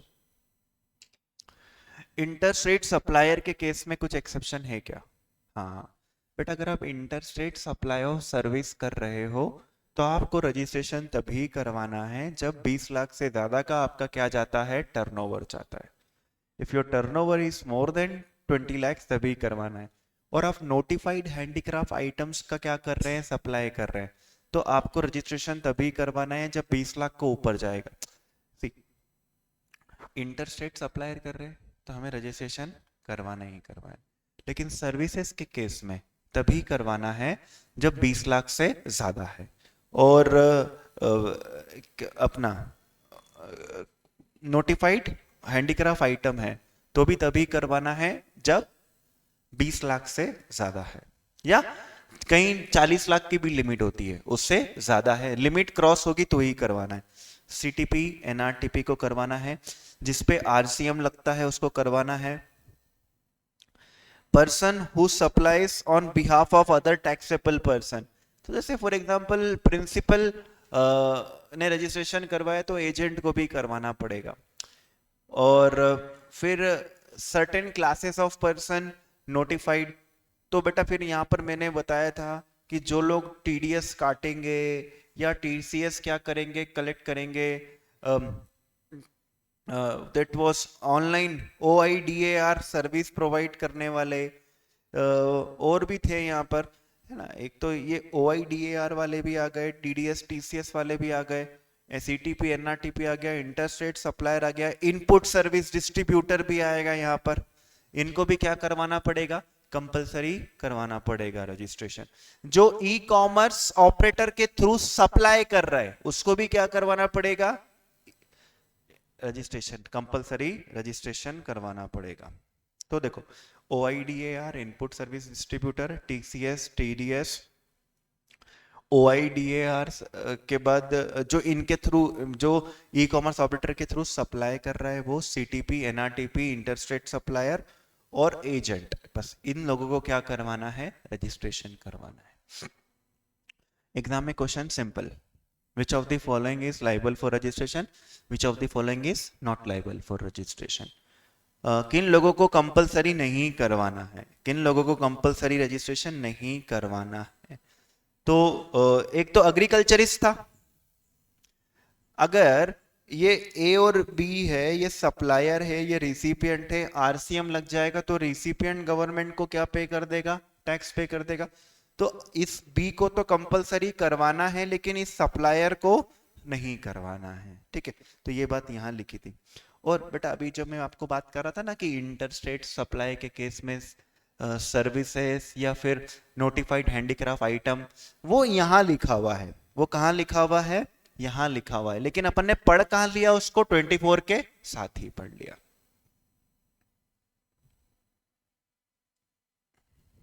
जैसे अभी मैंने क्या बताया ऊपर, और देखो इसको आज जब नोट से पढ़ोगे तो ऐसे देख रहे, इंटरस्टेट सप्लायर, लेकिन यहां पर क्या लिखा है, person making interstate supply of services up to 20 lakh.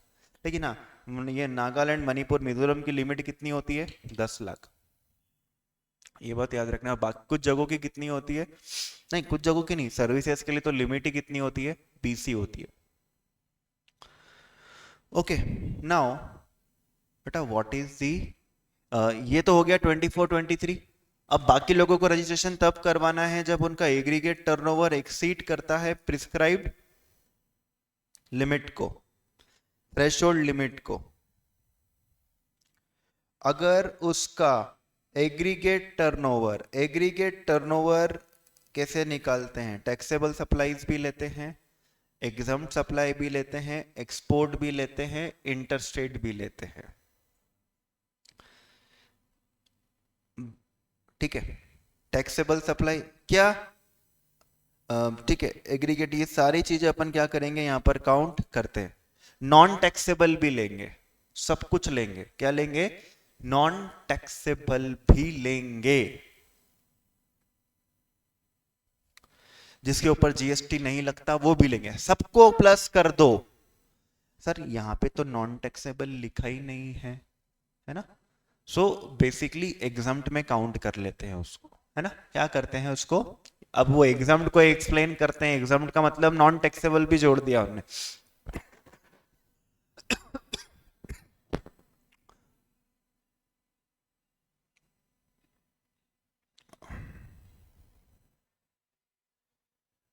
हाँ सब, अरे मतलब आप कुछ भी कर रहे हो ना, वो सब आ जाएगा एग्रीगेट टर्नओवर में।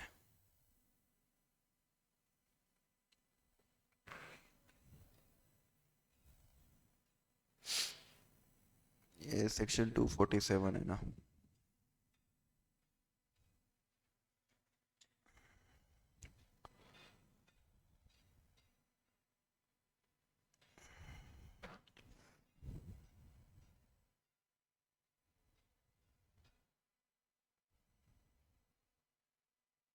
ठीक है, सी जो वहां पे मैंने नोट्स में तो कॉपी में आपको क्या लिखवाया है, कॉपी में मैंने आपको नॉन टैक्सेबल भी लिखवाया है ना।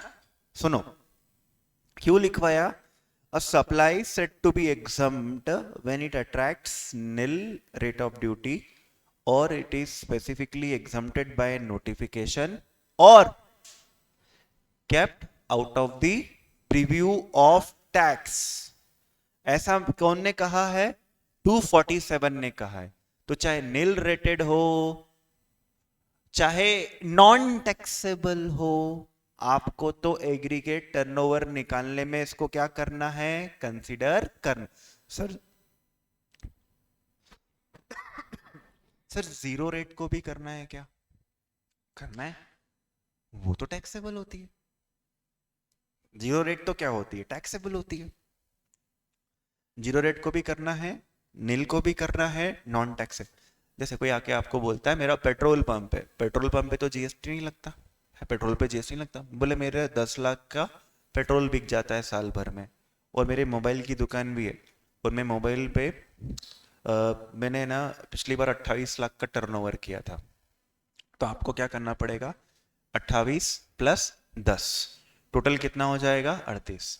नहीं भैया, देखो रजिस्ट्रेशन नहीं करवाना है। 40 लाख की लिमिट होती है, कहीं कहीं 20 होती है। अच्छा चलो, ये समझ में आ गया होगा। यहां पर एग्जम्प्ट लिखा है, लेकिन एग्जम्प्ट के साथ याद रख लेना आपको नॉन टैक्सेबल भी काउंट करना है, क्योंकि 247 ऐसा कहता है कि एग्जम्प्ट में वो भी आते हैं। अब सुनो यार, ये एक्चुअली स्टेट वाइज क्वेश्चन पूछने नहीं चाहिए, है ना? गलत होता है कि यार मिजोरम का क्वेश्चन, मेघालय का क्वेश्चन पूछते, बट ठीक है, अपन याद करके जाओ। कौन कौन? मिजोरम, मणिपुर, मिजोरम, नागालैंड, त्रिपुरा। मणिपुर, मिजोरम, नागालैंड, त्रिपुरा। यहाँ चाहे गुड्स सप्लाई करो चाहे सर्विसेज सप्लाई करो, दोनों करो। लिमिट कितनी है? 10 लाख। लिमिट कितनी है? 10 लाख। अब पिछले अटेम्प्ट में आया था, है ना? पिछले अटेम्प्ट में ये पूछा था।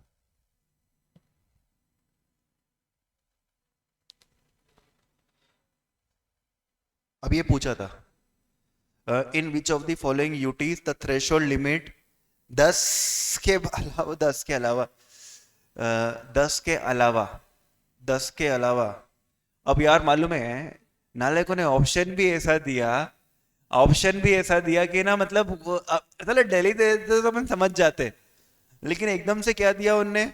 ये मणिपुर, मिजोरम, नागालैंड। अब त्रिपुरा है कि मेघालय है कि क्या मालूम क्या है। अब वो यार, इसका आंसर ये रहेगा ना, मेघालय। यहाँ पे 20 लाख की लगती है, तो याद रखना ही पड़ेगा। अब देखो किसके लिए? अरुणाचल प्रदेश, मेघालय, सिक्किम, उत्तराखंड, पुडुचेरी, तेलंगाना। इनके लिए लिमिट कितनी है? 20 लाख। इनके लिए कितनी है? 20 लाख। अरुणाचल प्रदेश, मेघालय। यार इसका कोई शॉर्ट तुम लोगों ने कोई देखा है क्या? कैसे हो सकता है? मेरे को तो समझ नहीं आता है। मैं तो क्या करता हूँ, ये गुड मॉर्निंग टॉपिक्स करके नोट बना लेता हूँ। गुड मॉर्निंग टॉपिक्स मतलब एग्जाम के सुबह सुबह मुझे देख कर जाना है तो ही मैं टिक करके आ पाऊंगा, अदरवाइज मैं तो नहीं करके आ पाऊंगा। मैं तो ऐसा करता हूँ। बाकी कुछ अपना मेमोरी टेक्निक आप डेवलप करने की कोशिश करो। मेरे दिमाग तो काम नहीं कर रहा है कि किस तरीके से इसको करूं। रट गए? हाँ, वो जिसका रट गया अच्छी बात है, जिसको नहीं हुआ उसको कुछ समझने की कोशिश करना। और इसके अलावा बेटा, इसके अलावा सप्लाई ऑफ गुड्स करोगे तो बाकी स्टेट्स में लिमिट कितनी हो जाएगी? 40। अगर सर्विसेज भी कर रहे हैं तो फिर यही वाला रहेगा, है ना? 20 लाख वाला ही रहेगा। दिल्ली में मैं गुड्स सप्लाई कर रहा हूं, लिमिट 40 लाख है, लेकिन गुड्स प्लस सर्विस कर रहा हूं तो 20 लाख, सर्विस कर रहा हूं तो 20 लाख।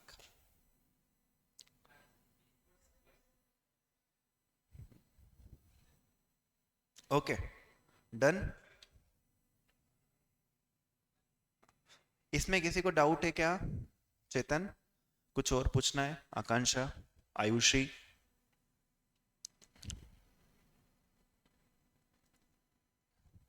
तो कुछ नहीं। 24 में कंपलसरी, कंपलसरी में इंटर स्टेट सप्लायर, फिर उसके बाद हम बात CTP, NRTP, IODAR, 51, 52 वाले लोग, जो ई कॉमर्स ऑपरेटर के थ्रू सप्लाई करते हैं वो लोग, इनपुट सर्विस डिस्ट्रीब्यूटर, ये सब आ जाएंगे।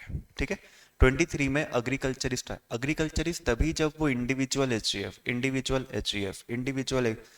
जो सिर्फ एग्जम्प्टेड गुड्स का ही सप्लाई कर रहा है, उसको भी रजिस्ट्रेशन लेने की जरूरत नहीं होती। सिर्फ और सिर्फ एग्जाम आरसीएम के सप्लायर को भी लेने की जरूरत नहीं होती। और फिर बाकी लोगों को कब लेना है, तो वो टर्नओवर की लिमिट आप याद रख लो। I hope I am clear. ठीक है। फिर बेटा ये बात आती है, ये बताती है कि लाइबल होने से कितने दिन में हमें रजिस्ट्रेशन करवाना पड़ता है ना। लाइबल होने से ये तो रटा हुआ होगा ही सही, वैसे तो 30 डेज के अंदर, है ना। व्हेन टू ऑब्टेन रजिस्ट्रेशन, तो 30 डेज के अंदर। और सीटीपी एनआरटीपी को कितने दिन पहले, 5 दिन पहले। एटलीस्ट 5 दिन पहले तो क्या करवा लो भैया, मुहूर्त करवाई लो। आप जब चाहो तब वॉलंटरी रजिस्ट्रेशन करवा सकते हो। और यूआईएन नंबर मिलता है, यूआईएन नंबर मिलता है। यूआईएन नंबर किसको मिलता है, जो यूएनओ के होते हैं, या जैसे इंटरनेशनल मॉनेटरी फंड हो गया, या यूनेस्को हो गया, यूनिसेफ हो गया, डब्ल्यूएचओ हो गया, या फिर जो भी एम्बेसीज वगैरह के लोग होते हैं, है ना, उन लोगों को यूआईएन नंबर लेना पड़ता है, ताकि जब भी वो गुड्स खरीदे तो वो यूआईएन नंबर देकर आएंगे, और जो भी गुड्स पे जीएसटी लगा है वो रिफंड मांग लेंगे। ठीक है। तो इसमें ऑब्जेक्टिव ये बन जाएगा बच्चों, ये वाला बन जाएगा, यहां से कुछ ना कुछ बनने की संभावना रहती है। इफेक्टिव डेट ऑफ रजिस्ट्रेशन, है ना। इफेक्टिव डेट कब मानी जाएगी, देखो इफेक्टिव डेट कब मानी जाएगी। 1 जुलाई को मैं लाइबल हुआ, 5 को मैंने अप्लाई किया, और 8 को मुझे रजिस्ट्रेशन मिल गया।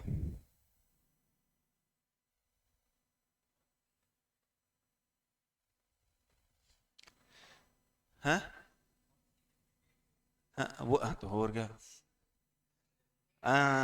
1 तारीख रहेगी, है ना।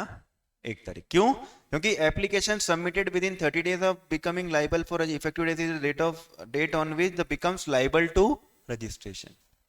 और भैया ने बस ऐसे ही मस्ती कर ली थी, no need of liable, liable था ही नहीं, तो फिर तो भैया ये डेट तो होगी नहीं, तो अप्लाई करने की डेट इंपॉर्टेंट नहीं है, फिर यही है ना। और 30 दिन के बाद किया होगा तो फिर तो भाई अब जिस दिन तेरे को सर्टिफिकेट मिलेगा ना, उस दिन ही तो मानना कि तूने रजिस्ट्रेशन है। बेटा ये रजिस्ट्रेशन की प्रोसेस बहुत ज्यादा इंपॉर्टेंट है। ऐसे क्वेश्चन पूछना चाहिए यार, मतलब चलो रजिस्ट्रेशन कितने दिन में करवा लेना चाहिए, फिजिकल वेरिफिकेशन कितने दिन में, पूछो ना, कोई दिक्कत नहीं है, पूछो, मुझे कोई प्रॉब्लम नहीं होगी। लेकिन क्या पूछेंगे मालूम है, पूछेंगे फॉर्म नंबर 19 किसका होता है, जीएसटी आरईजी 19 किसका होता है। अरे क्या हो जाएगा ये सब याद रखवा के। अब चलो थोड़े बहुत इंपॉर्टेंट फॉर्म याद रखवा लो, मैं मान लू 5 6 7 याद रखवा लो, नहीं अब तुमको तो पूरा ही लेना है, पूरा ही पूछना है, पूरा ही। अब ये फॉर्म कोई मतलब नहीं होता इतना, क्योंकि जो क्वेश्चन ये तो मॉड्यूल में है, ऐसा नहीं बोलता हूं कि 1920 मॉड्यूल में नहीं है, लेकिन जो क्वेश्चन बनाने वाला है ना, बनाने वाला वो बेवकूफ है कि उसको ये नहीं समझे कि ये क्वेश्चन पूछना भी चाहिए या नहीं पूछने चाहिए। मैं होता तो कभी नहीं पूछता। इससे क्या होता है, क्वेश्चन बनाने वाले का काम आसान आ जाता है। Form GST REG 19 is the form 4 ABCD, खत्म, उसका काम आसान। जीएसटी की क्रेडिट कितने पूरा ले सकते, 1 2 3 4, goods and for job worker, वो अपना काम आसान करने के लिए तुम्हारी बैंड बजा देते। क्या कर रहा था मैं, ये था। चलो भैया ये सब मैं नहीं बता रहा हूँ यार, है ना, ये सब अब ये सब आपको पता होगा, बस याद रख लो कि, याद है ना ये चीजें। एक तो 7 दिन था, और एक कितना दिन था, 30 दिन। देखो कितने दिन में, इसमें ये बात याद रखना, आधार और देखो कि within 7 working days from the date of submission of an application without site verification. अगर साइट वेरिफिकेशन नहीं होगा तो कितने दिन में मिल जाएगा आपको, 7 दिन में। और साइट वेरिफिकेशन होगा, या फिर आधार से ऑथेंटिकेट नहीं किया होगा, अगर साइट वेरिफिकेशन, तो भैया फिर कितने दिन के अंदर अंदर? 30 दिन के अंदर। देखो मतलब क्या है भैया, मैं 1 जुलाई को लाइबल हुआ, तो मैंने 5 जुलाई को अप्लाई कर दिया, तो मुझे रजिस्ट्रेशन कितने दिन में मिल जाएगा? वो लोग कितना टाइम लेंगे रजिस्ट्रेशन देने के लिए? कितने दिन? 7 दिन। अगर मैंने आधार से क्या किया है? ऑथेंटिकेट किया है। अगर मैंने आधार से ऑथेंटिकेट किया है तो 7 दिन। लेकिन अगर वो चाहते हैं कि मेरी प्रीमाइसेस का फिजिकल वेरिफिकेशन करे, या फिर मैंने आधार ऑथेंटिकेट नहीं किया है, तो फिर कितने दिन? 30 दिन में वो लोग क्या करेंगे? देंगे रजिस्ट्रेशन। ओके। ये देखो, दो फॉर्म अच्छे, दो पूछो ना, बिल्कुल पूछो, कोई गलत नहीं बोलूंगा। कौन सा? REG 1 पूछो, कोई दिक्कत नहीं है। इसमें अप्लाई करते हैं, इसमें हम क्या करते हैं? Apply.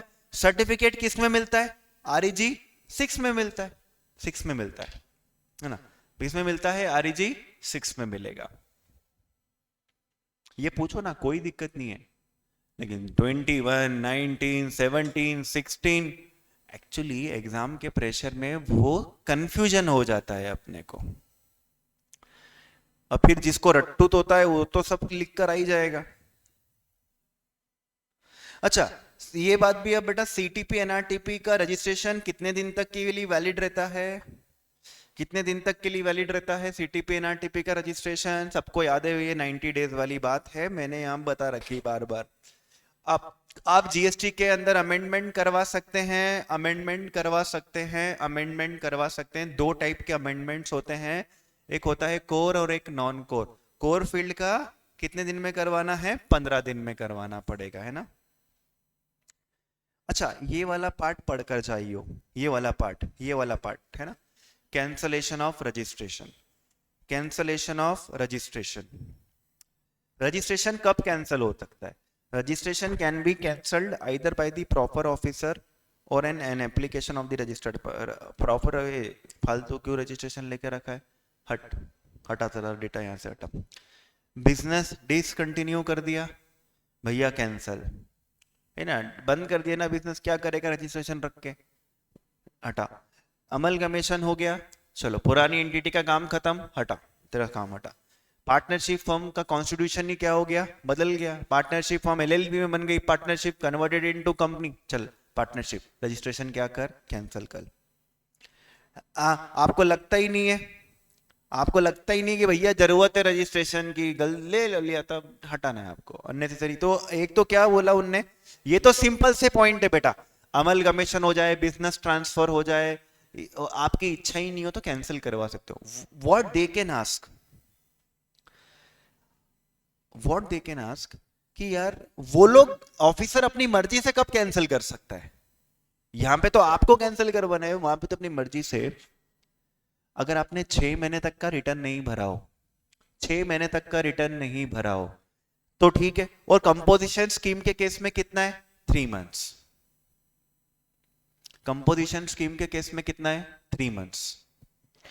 A registered person has not filed returns for continuous 6 months, 3 months for the composition. आपने अपना बिजनेस ही चालू नहीं किया, कितने महीने तक? 6 महीने तक। जैसे कंपनी का होता है ना तुम्हारा, वो क्या बोलते हैं, रजिस्ट्रेशन सर्टिफिकेट भी होता है, फिर कमेंसमेंट ऑफ बिजनेस का सर्टिफिकेट भी होता ही है कंपनी के अंदर। तो तुमने सर्टिफिकेट ऑफ इनकॉर्पोरेशन तो ले लिया, लेकिन उससे 6 महीने के अंदर अंदर कमेंसमेंट ऑफ बिजनेस नहीं किया, तो भैया वो बोल देगा क्यों फालतू रजिस्ट्रेशन लेके रखा है, हमारा डेटा बढ़ रहा है, सर्वर डाउन होता है हमारा, हटा तेरा डेटा। फिर आपने कोई फ्रॉड व्रॉड करके रजिस्ट्रेशन लिया था, तो आपका रजिस्ट्रेशन क्या कर देंगे? Cancel. Now what they can ask this, है ना, कितने महीने का रिटर्न नहीं भरने पर? तो न्यू तो 6 महीने हैं, और कंपोजिशन के लिए 3 महीने हैं, और वॉलंटरी आपने बिजनेस ही चालू नहीं किया 6 महीने तक, तो भैया कैंसल। ठीक है। और कैंसल कर दिया, और कैंसल को वापस जिंदा करना है, कैंसल को वापस जिंदा करना है, तो फिर 30 दिन के अंदर अंदर आप क्या कर सकते हो? रिवोक करवा सकते हो, अप्लाई करके क्या करा सकते हो? अच्छा, ये रहा यहां पर 30 दिन, है ना? 30 दिन के अंदर अंदर क्या रिवोक करवाना मतलब भैया माफ कर दो गलती हो गई साहब, कैंसिल को जिंदा करा सकते हैं आप। मतलब कैंसिल को जिंदा मतलब वो समझ गए ना, बस वो। अब मैं ना ये याद रख लेना। अब भैया देखो, ये तो तुम्हारे ऊपर है भाई। अमेंडमेंट करवाना है तो उसकी एप्लीकेशन ये रहेगी, फिर वो लोग एक्सेप्ट कर लेंगे तो ये रहेगा। अब अपने मन से कैंसिल करवाना चाहते हो तो ये, अगर वो लोग नोटिस दे आपको कि भैया हम कैंसिल करने वाले हैं, तो फिर ये, फिर आप उस नोटिस का रिप्लाई करोगे तो ये, नोटिस में मजा नहीं आया तो फिर वो आपको मार देंगे, कैंसलेशन ऑर्डर दे देंगे, तो ये ठीक है। और आपने रिप्लाई अच्छा दे दिया, अच्छा रिप्लाई दे दिया तो प्रोसीडिंग खत्म, ड्रॉप। समझ गए? तो आपको खुद को कैंसिल करवाना है, आपको खुद को कैंसिल करवाना है तो 16 फॉर्म अप्लाई करना पड़ेगा। उसके बाद आपको कैंसिल नहीं करवाना, आपको कैंसिल नहीं करवा, उनको कैंसिल करना है तो वो आपको नोटिस भेजेंगे। आप उस नोटिस का क्या करोगे? रिप्लाई। उनको मजा नहीं आया तो फिर कैंसिल, उनको मजा आ गया तो फिर drop, they will drop the proceedings. अब भैया ये पढ़ना आप है ना, अभी तो याद रहता है। मैं आपको ईमानदारी से बोलूं, मैं खुद भी 16-17 में एक बार का तो क्या हो जाता हूँ, एक सीक्वेंस पता चल जाना चाहिए अपने को। मैं खुद भी कहने जाता 16 में क्या डालना है, 17 इतना थोड़ी रट सकते यार। ये तो फाइनल में भी नहीं पूछते ना, सीए वालों को पूछते, तुमको पता नहीं क्यों पूछते।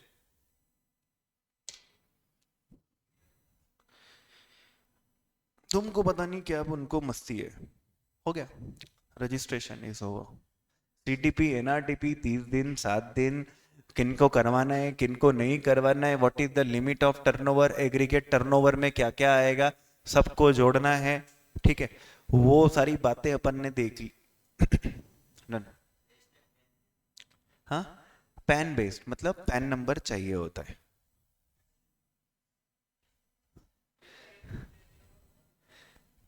जीएसटी नंबर कितने डिजिट का होता है? हाँ, 15 डिजिट का होता है ना। पैन कितने डिजिट का होता है? वाह, 10 का होता है। पैन 10 का होता है। सीएस वाले बंदे देखो, मैं आपको पहली बात तो सल्यूट करूंगा आप सब लोगों को। अब जो सिलेबस पढ़ रहे हो ना, ये आसान नहीं है ना। पहले लोग बोलते थे कि सीए डिफिकल्ट है और सीएस आसान है। I will say now it is उल्टा, इट इज उल्टा। सीएस ज्यादा डिफिकल्ट है। अब आप ये पूछोगे कि डिमांडिंग, डिमांड्स के मतलब से, तो डिफिकल्ट ज्यादा है, डिमांड कम, अभी डिमांड कम है होगी इस वजह से डिफिकल्ट कर रखा है। जब इनको लगता है कि एकदम मार्केट में सीएस की जरूरत है, सिलेबस थोड़ा इजी इजी करेंगे, पेपर इजी निकालेंगे, धड़ पल्ले निकालते। तो ये चीज रहती है इसमें। थोड़ा सा आपको एक्स्ट्रा मेहनत करनी पड़ेगी। 100 में से 5-6 लोग पास होंगे, 5-6 लोग पास होंगे।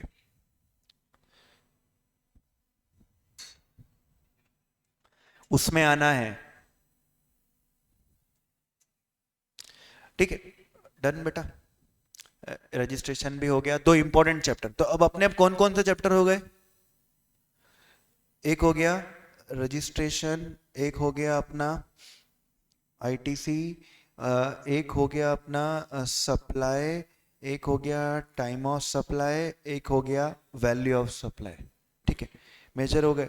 अब एक कल पढ़ लेंगे अपन कौन सा, प्लेस ऑफ सप्लाई, है ना। एक पढ़ लेंगे प्लेस ऑफ सप्लाई और इनवॉइसेस, है ना। ये प्लेस ऑफ सप्लाई और इनवॉइस, 2 चीज बताकर, और एक रिफंड, एक रिफंड वाला देख लेंगे। तो अपना मेजोरिटी ऑफ दी चीज कवर हो ही जाएगी एक तरीके से रिवीजन में, है ना। मेजोरिटी ऑफ दी चीज हम कवर करेंगे। अच्छा, composite dealer, composite scheme, composite scheme के सेक्शन याद है बेटा किसी को? सेक्शन 10 है ना। कंपोजिशन स्कीम का क्या है, सेक्शन 10 है। आपने देखा होगा जीएसटी थोड़ा फास्ट रिवाइज हो रहा है, क्या ऐसा आप भी फील कर रहे हो? जीएसटी थोड़ा सा, मतलब आप लोग जल्दी रिवाइज कर पा रहे हो, मतलब ऐसा आपको रिकॉल भी हो रही चीज है, इसकी ग्रिप मत छूटने देना, उसको एग्जाम तक पढ़ते ही रहना, रोज 5 मिनट की गोली खाओ सुबह उठ के, प्रैक्टिकल ही आएगा। नहीं, थियरी भी आ सकता है। देख थियरी कैसा है, हाँ जीएसटी पीएमटी वाले फॉर्म भी है, वो पूछ ले तो अच्छी बात है, पूछ सकता है। फॉर्म फॉर्म नहीं, लेकिन यार फॉर्म नहीं पूछने चाहिए तो ज्यादा अच्छा होता है, क्योंकि सारे फॉर्म याद होते नहीं है। बट ये जो मैंने अभी आपको बनाया है ना, ये जो मैंने आपको ये बताया था, ये मैं आपको सेंड कर दूंगा। इसमें मैंने ना आरएफडी, आरईजी, सीएमपी सारे ये दिए तो है मैंने, बस एक पीएमटी का देने बाकी है। पीएमटी दे दूंगा, देखो रटना तो है, तो वो पीएमटी के दे दूंगा, और भी रट लेना।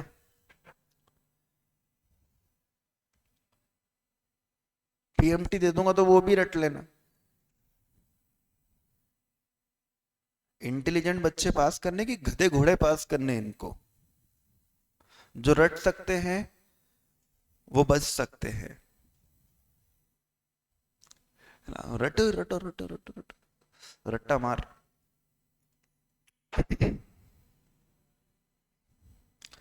Okay, composition levy, composition levy, I think composition scheme everyone understand what is it, है ना। मुझे एक बात बता दो, कंपोजिशन स्कीम के लिए टर्नओवर की लिमिट क्या है? 1.5 करोड़, हाँ 150 लाख, है ना, 1.5 करोड़ है। लेकिन कौन सी स्टेट के लिए? For special category states. Sir हमको तो स्पेशल कैटेगरी स्टेट पता ही नहीं क्या होती है, नालायक को।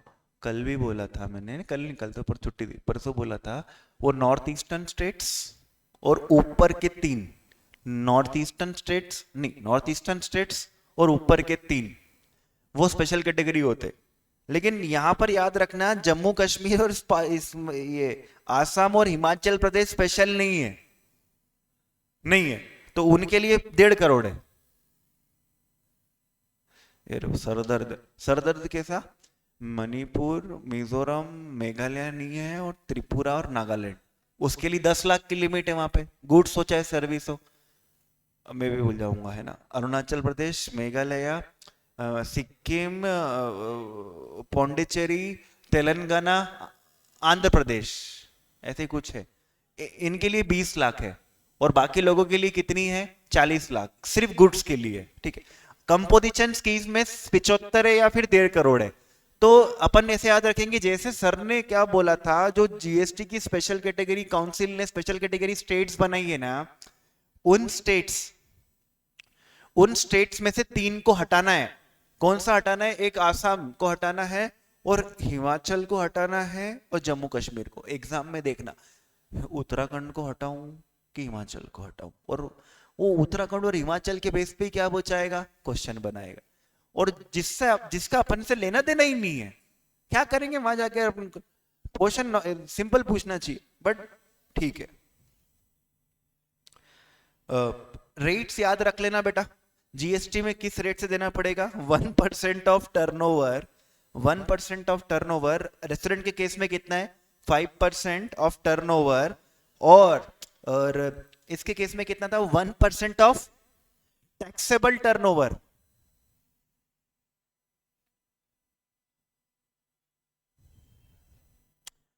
हाँ, आरसीएम नहीं आता बेटा, आरसीएम नहीं आता, आरसीएम नहीं आता है ना, एग्रीगेट टर्नओवर, और जीएसटी भी नहीं आता।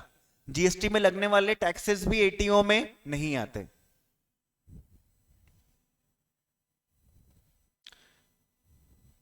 और फॉर सर्विसेज, सर्विसेज के लिए 6% है। अब आप बोलोगे सर 6% ऑफ टर्नओवर की टैक्सेबल टर्नओवर, टर्नओवर ही बोल दूंगा मैं। टैक्स कुछ एक्चुअली उनने नोटिफिकेशन इश्यू करके खुद ही साइलेंट है, they are silent about it. 6% ही दे रखा है, they have not said anything. So let's suppose it's turnover only, 6% of क्या होगा? टर्नओवर। तो बाकी जगह टर्नओवर है, मैन्युफैक्चरर्स के ऊपर 1% of taxable 1 over of turnover है, रेस्टोरेंट पे 5% ऑफ टर्नओवर है, अदर्स के ऊपर यानी आप होलसेलर हो रिटेलर हो तो 1% of taxable turn 0.5% CGST 0.5% H services के लिए इतना है।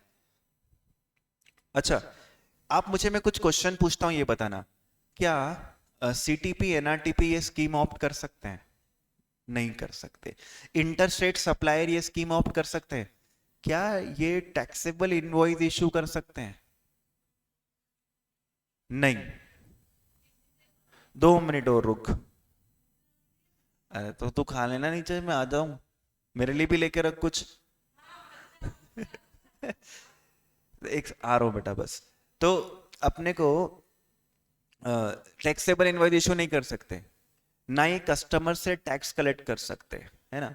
ये बिल ऑफ सप्लाई इशू कर सकते हैं। क्या इशू कर सकते हैं? बिल ऑफ सप्लाई, है ना। Bill of supply they can issue, जिसमें टैक्स नहीं होता। फिर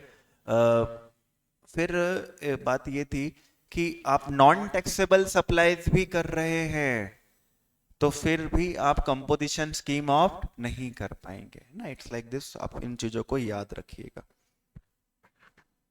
अच्छा, यहां पर याद रखना 75 1.5 करोड़ और ये सर्विसेज के लिए जो 50 लाख की लिमिट है ये प्रीसीडिंग की है। कब की है? प्रीसीडिंग फाइनेंशियल ईयर की। और रजिस्ट्रेशन में प्रीसीडिंग का नहीं देखना है, इस साल ही आपका टर्नओवर क्या हो जाए ज्यादा तो आपको रजिस्ट्रेशन करवाना पड़ेगा, है ना। इसमें अपन को प्रीसीडिंग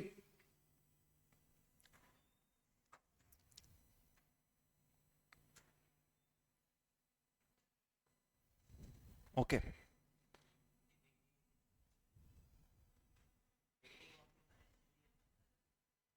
मतलब, हाँ मतलब आप साल के बीच में आप नया रजिस्ट्रेशन ले रहे हो तो ले सकते हो, लेकिन आप ऑलरेडी नॉर्मल स्कीम में थे और कंपोजिशन स्कीम में शिफ्ट होंगे तो अगले साल के 1 अप्रैल को ही मिलेगी।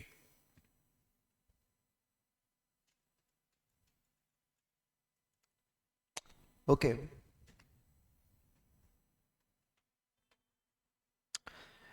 अब पिछली बार एक क्वेश्चन और आया था। हम्म, एक क्वेश्चन और आया था।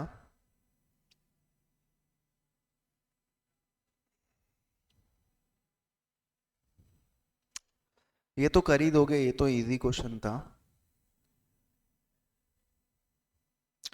तो कर ही दोगे आप, मैं इसमें कोई पूछ नहीं रहा हूं मैं आपसे।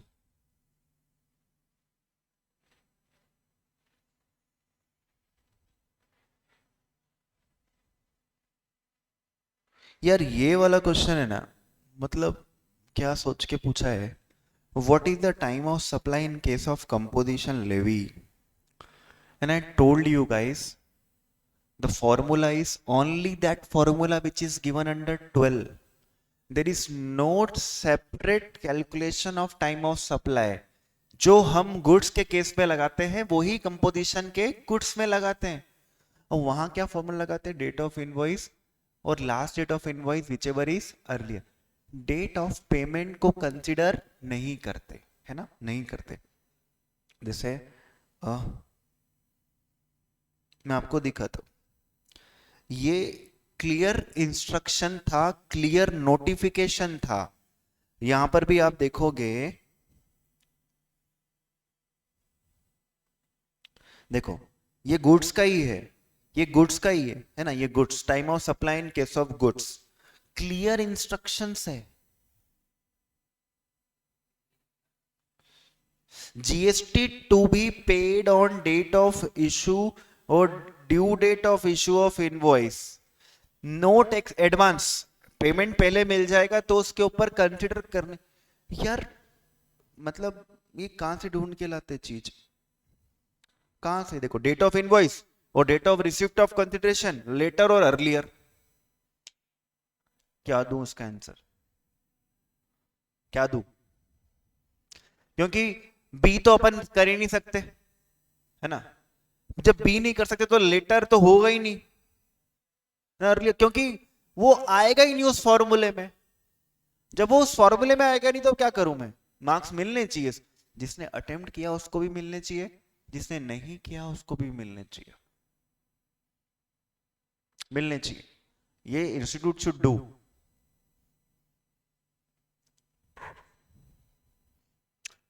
चलो ठीक है, so this was from my side regarding